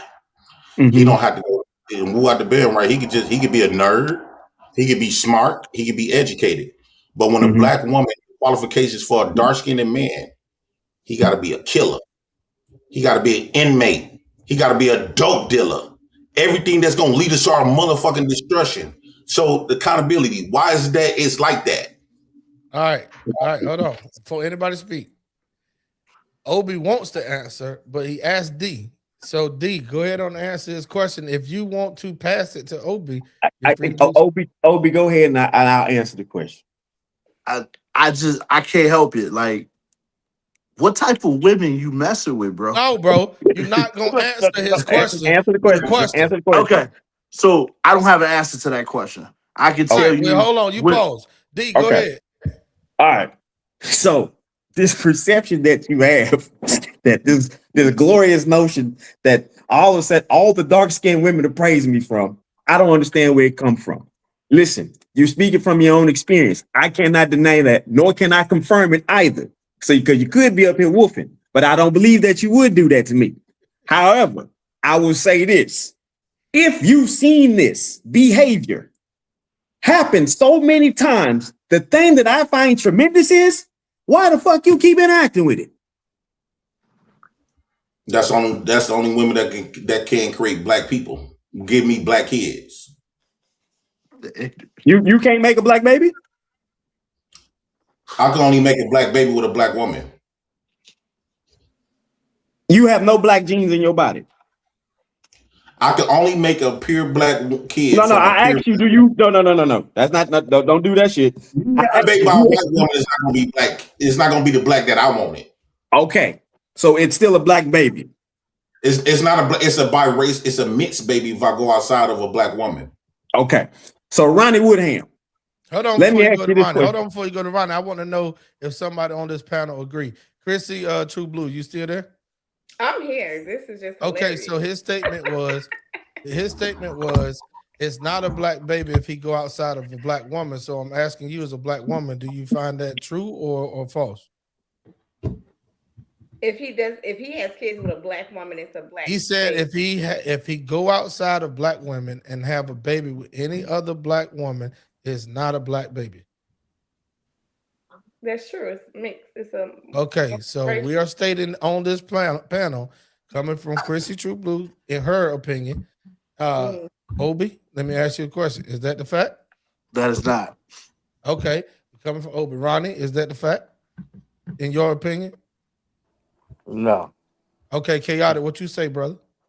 If you got one drop of Arab, Asian, or white blood in you, you're not a black person at this point. You're a mixed person. Everybody. Hold on, Christy. That's not me, man. Oh, that's not me, man.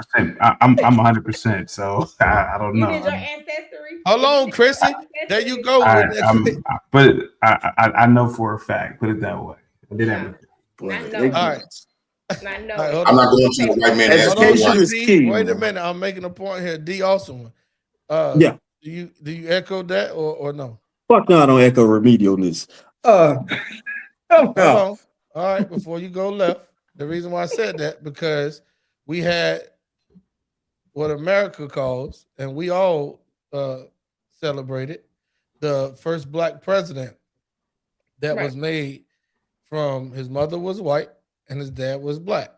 So I'm asking the panel that everybody those of you that said that JP was wrong on that, are we saying that Barack Obama was not the first black president? Correct. He's not. No, I already know you were gonna say that. I'm asking those that said that you were right. Chrissy, True Blue. No, Obama black. If you got 80% of black, 1% of black, you're African American. Bro, I just asked you. Come on, Chris. Asked you a JP question, and you said that would not be a black baby. That's because she want to fuck Obama. Everybody black when she Hold want. on, JP. Wait a minute. I'll be saying. Chris, Be respectful now. Yeah, hold on, Chrissy. What happened? I just asked you before I brought up the name, and Before I you asked brought up the you name. if you went out. And JP said if he went outside of a black woman and had a baby outside of black women, it would not be a black baby, and you said that's correct. If you have any 1% black in you, you are African American, regardless. That contradicts what you said. Gotcha. That is. it contradicts D, but very you much do what know I that said. she know that we are live in this recording. I just want to remind my sister for the That when you third brought up time. the name of who I was making an example out of, she switched it up. No, Right. I'm saying it did contradict what I said because if you have 1% of black in you, you are African American, regardless of. But I asked you the question that JP You did stated. not just say you was right. Listen, Where bro. did you get that logic from, though? Where did you get that logic from? Okay, so where I get the logic from is like I asked you, have you ever done your ancestry test? No, because I did research on the ancestry test. It's only 30% accurate, and it has a lot of bias, and it was made to whiten people. And I also don't want to go to the white man to ask me to answer me who I am and where I come from. It only go back 4 generations of grandmamas, and it's not even 100% accurate. If it's not 100%, it's none avoided. What's wrong? Why you laughing, D? That moment of silence? Hey, listen, because first thing first, if you have this level of disdain, I don't understand why you didn't take your black ass and go and start putting pen to paper, starting fucking documenting your DNA strand to another DNA strand to see it for yourself. Again, this half-ass legwork, I don't understand it. This is crazy. But we'll sit here and spew that this is credible information when we ain't done none of the work. I see where you coming from, Obi. I feel you. Because niggas is telling you how to build a 10,000 square foot house, but they don't know how to lay a damn foundation. This is crazy. Yeah, all right. So we're gonna get to these. We got a few comments that just came in.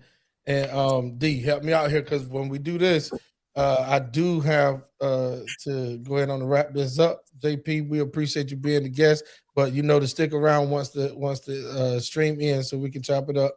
Anybody else that want to stick around once the stream ends, we can chop it up. But D, hit these comments. We'll go around the panel for any lasting words that they want to say, not only to JP, but anything that we talked about so far tonight. Let me get this right here. I ain't gonna do that. Vic is trolling you, so I ain't gonna go on that one. We'll go right here. I need more detail how. Yeah, go ahead. JP destroying him. Nigga, please. No, he said JP. Easy. Scandalland. Destroying himself. No, destroying. Right. Oh, got you. Yeah, my bad. Vic smoking Mississippi crack, y'all. Hello. Let's read his comments though. We almost done. I don't understand how we know your granddaddy is white, and this is the position you held, Vic. So much so you even come from your own damn YouTube account under your other name. You came from your Facebook account that your master gave you, Vic. Let's have this talk, Vic. Since Go you ahead, got your bro. Derek Brown, man. We wrapping this thing up. Go ahead, Derek Brown. Derek Brown, you can't be privileged and not know it, but you can't deny it because you want to fit in. Go ahead. Oh, you got I don't. That was it. Okay, I read it. I believe in you, JP. You love yourself, brother. Have love for yourself, brother. Yeah, next comment. No, bro. Vic Hart. Vic the Hart said, we don't acknowledge Vic over here. The only Vic we acknowledge is Michael Vick. Out there in Texas. No, calm down. Derek Brown said biracial is not black. Okay. All right. So listen, We're gonna get to that. Is No, Bob bro. Marley black? No, bro. We're gonna have Absolutely. to get that on part 2 because Jay Prince already said that's why we're gonna talk after this panel. Ladies and gentlemen, Jay Prince will be back, and y'all will see Jay Prince a little bit more. All right, because he got the ear of anybody that agrees or disagrees, and mine through it, like it or not. Go ahead, D. Oh, I read that. Who is Bill Clinton? Abe Lincoln. False. All right, this is the last one. Vic Hart says that's the one drop rule that the white people gave black people because they didn't want you a part of their community and heritage. Why can't you black people reverse the one drop rule and give the half whites back to them? Laugh out loud. All right, bro. That's it. Hey, listen, anybody else? And then last but not least, Goody Wild 4549, is Louis Farrakhan black or biracial? He's a half breed. That's a great question. Matter of fact, that's gonna be the first question that we pose to the panel after we pose this question every time a new person pop up. Describe black culture. The next one we will ask: one drop you in or one drop you out? That'll be the next question. Black or white? And not to make it a racial thing, but I think that the mindset or how we see things is very divided. So I'm trying to get a good understanding how we arrive to these different thinking views and talking points. So with that being said, I'm gonna go ahead around the panel. Always ladies first. Chrissy True Blue. Nobody interrupt when people are giving their last words. Just be mindful that we are wrapping it up. So keep your comments and your statements. Don't ask the question because nobody can respond to your question. Just keep it short and sweet. Let's go around the panel, man. Chrissy True Blue, is on you. You're 1%. You're black. All right, that's all you got to say? That's it. Okay, too easy. Hey, look, Chrissy True Blue, we appreciate you being over here as a co-host and a host over here at T-Max Network, even though you faded to black after JP started bringing the black. But go ahead on to our guest, Chaotic True Blue, man. Chaotic Truth Live. We appreciate you, sir, pulling up on the panel and representing JP plus the Black House. So go ahead, sir. Lasting words. Well, I'm glad that you guys allowed me on the panel, and definitely would like to come back. But my lasting words are this for tonight. JP is a holy man. JP is a divine man. And if anybody can speak for the black community that I know of, it's JP. He's the absolute representation of blackness. He's a pure black. And a lot of blacks, or real blacks, side with JP over half breeds and women speaking about black issues. So this man is he's the ambassador, if you will. But salute to you guys, and thank you guys so much. No doubt, man. Appreciate those lasting words. Quick. All right, Ronnie Woodham, it's on you, sir. Mike's all yours. Thank you, T-Max. Appreciate you having me on too, first and foremost. And good to meet everybody too. Appreciate the convo. I just find it hard to believe one thing for sure. I would be a fool to think that my wife is with me because I'm smart or I'm a nerd. And not to say I'm gangster, how you define gangster, I'm a soldier. So I'm definitely a combat veteran. I'm not a pussy. I'm an alpha just like everybody else in here. And I would just be a fool to think that if I ain't willing to step up, beat somebody's ass because they called her barbecue, that she would be like, oh, it's cool, don't worry. I still love you forever. It ain't gonna happen, period. That being said, what would I do would be the question. So appreciate y'all. For sure, Rodney Woodham. We appreciate you and thank you for being a part of T-Max Network and affiliates, my guy. Appreciate it. Obi Tan, it's on you, sir. Mike's all yours. Man, this was fun. It's an eye opener for real. to some things. To my man JP, much respect to your opinion and your feelings and your man Chaotic. My advice is lead with love, bro.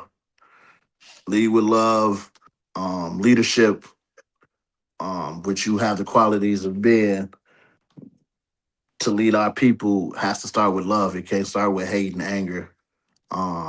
D, I appreciate your common sense. Common sense takes this platform a long way. And T Mac always says, I love you. This was a fun conversation just because it went way left to get right. And so I think to have an extreme vision of how some people look at things makes me appreciate the things that I've created in life for myself and the things that I'm doing. But that doesn't take away the respect for you, JP, or Chaotic in your opinion. I don't have to agree with it to respect you and honor. But I mean, when you love on our people, we're gonna go further. I promise you that.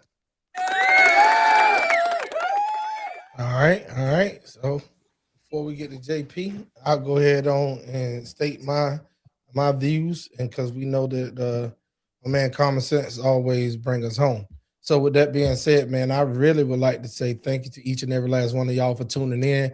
The T-Max Network platform is a platform just like Black House was that platform, like Chaotic and everybody have their platforms. You can speak your mind, represent what you believe without being. Now, there was a lot of disrespect thrown on here on this panel.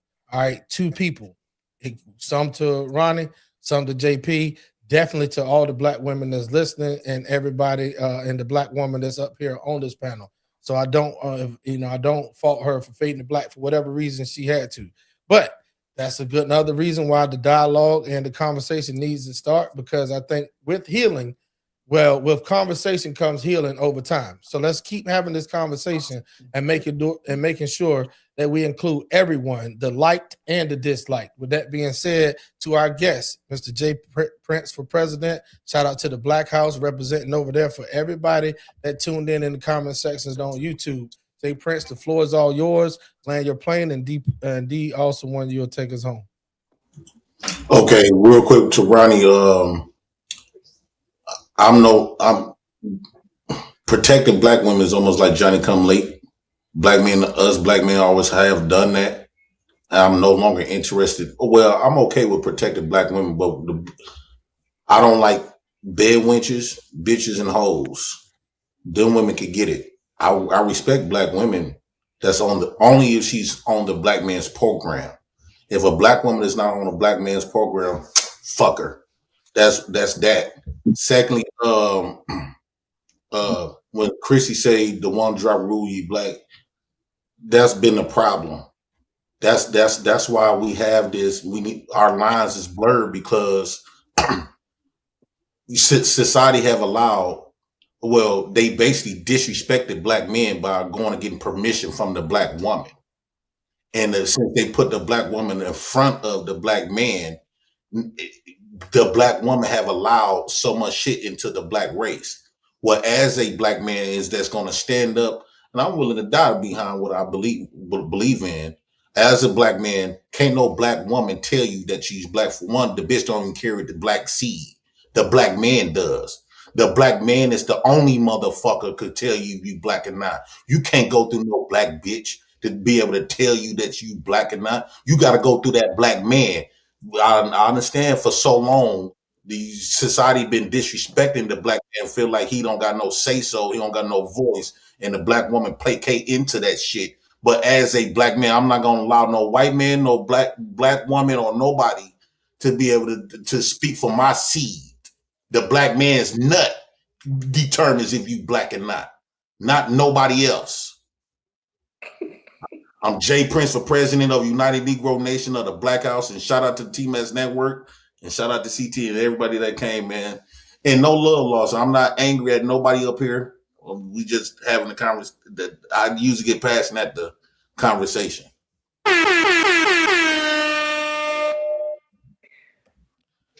All right, D, also one on you, brother. Do you think? First off, fuck the click in the bitch now. No. First, let's say this sincerely, man. Appreciate everybody who's coming around here. But when you come around here, you speak your stance, because I don't do your truths. You know what I mean? The truth is just Jack. This is a bottle of water. Nothing more, nothing less. Not my truth, not your truth. This is just what the fuck it is. It's a bottle of water. All right.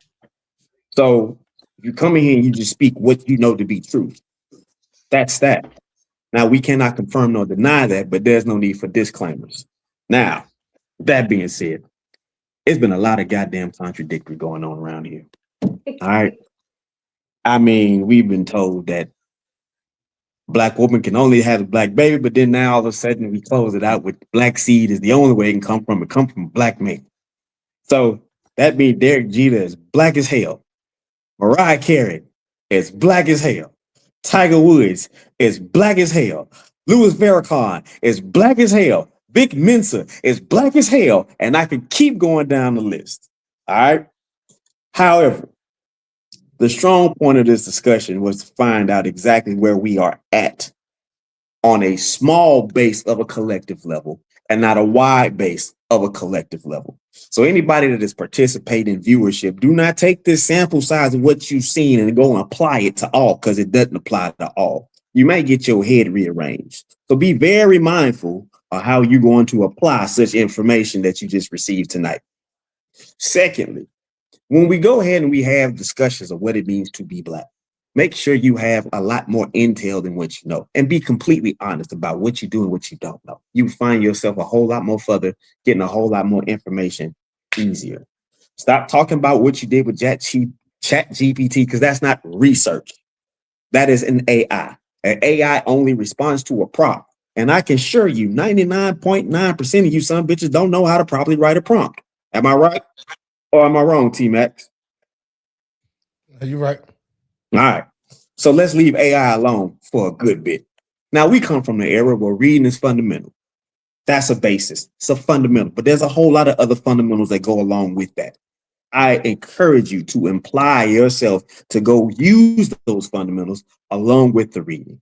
Stop being surface level, get off your ass, and start doing a whole lot more for the things you really want to know or do or want. Now, thirdly, I ain't seen none of you sons of bitches write curious in the comments. Now, this is personal, because the first thing I led off with was, if you want to go ahead and get on this money train, put curious in the comments. And not one time did you do it. Now, I'm not talking about those who's going to watch the replay. I'm talking about those who was active here, because we had up to 20-something people here who didn't, not one time, and I'm not going to blame all 20, but 15 of you bastards was definitely here when I said it. Not one time did you see it. So they ever know what that means? You're not enough curious about changing any direction whatsoever. So to JP's point, that's what he was right. But also to his own point, he was wrong about not applying himself in that way, because he ain't say curious either. So needless to say, I'm messing with JP. That's my dog. That's my brother. We love y'all, man. We appreciate y'all, man. Keep God first, and everything else works out. All right. So with that being said, we're going to do it like this, and we're going to end the show with these lasting comments. I got a few of them. We're going to read all the way up to unique. What is that? Uniquely stunning. All right. We'll go up to hers real quick. So Big Heart says, I believe that if your father is white, you are white. CT, shout out to DMville. Okay. He's laughing at CT. Derek Brown said, can a white man produce a white child with any female other than a white female? Tyreek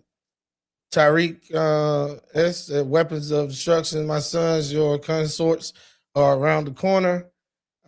Vic Hart says, at Derek Brown, I have a cousin and a homeboy that has white fathers, and you can't tell they aren't black until they open their mouth. White people who have black voices.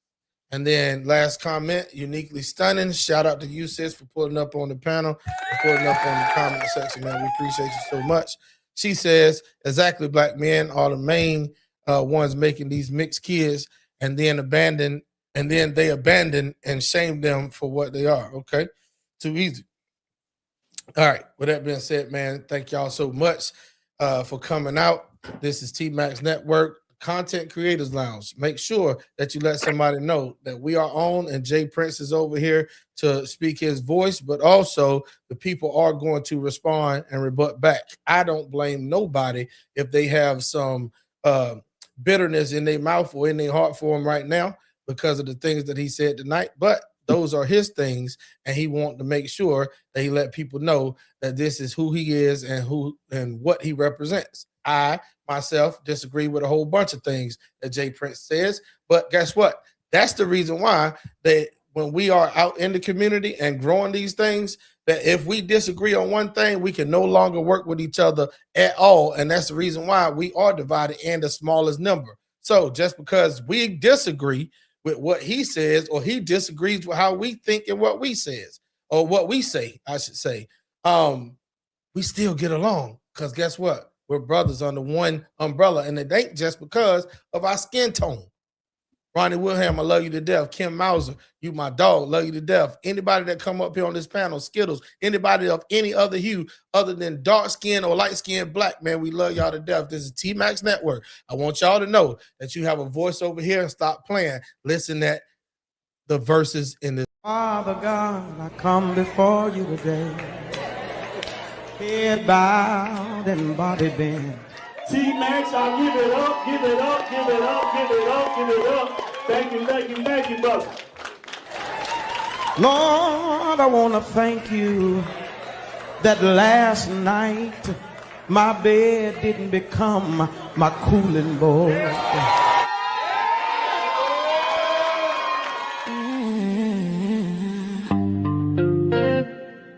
Welcome to the Content Creators Lounge. Curated by T-Max, yeah, you know the name. Powered by T-Max Network, where creators speak freely and authentically.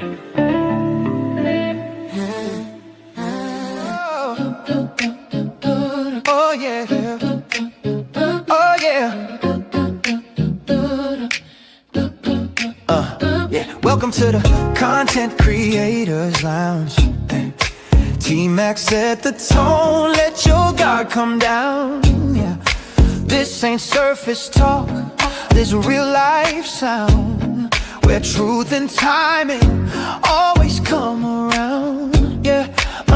Open mics, open hearts, no filter here. T-Max in the room, voices loud and clear. Yeah. From the culture to the community, lifestyle dreams to accountability. T-Max says, say it raw, say it proud. Every story matters in this crowd. No scripts, just moments we allow. It's more than content, it's movement now. It's the lounge where creators shine. Yeah, T-Max vibes with perfect timing. From growth to laughs, we intertwine. Not just a show, it's a state of mind. Content Creators Lounge, tap in. Built by T-Max, where real ones win. Every episode, pull you in. Yeah, this an experience, not a trend. T-Max bring the voices to one space. Different perspectives, same safe place. Entertainment, growth, and elevation. Real conversations, real-time creation. We talk the wins and the lessons learned. Every mic hot, every story earned. Laugh a little, think a lot. Yeah, every topic hit a spot. Woo! If it matter to you, it matter here. T-Max make it clear. Every voice sincere. Say it how you feel. Say it with your chest. This the lounge where creators give their best. This the lounge where creators shine. T-Max energy, front and center. From growth to laughs, we intertwine. Not just a show, it's a state of mind. Content Creators Lounge, tap in. T-Max Network, let the convo begin. Every episode, pull you in. Yeah, it's an experience, not a trend. Yeah. T-Max Network.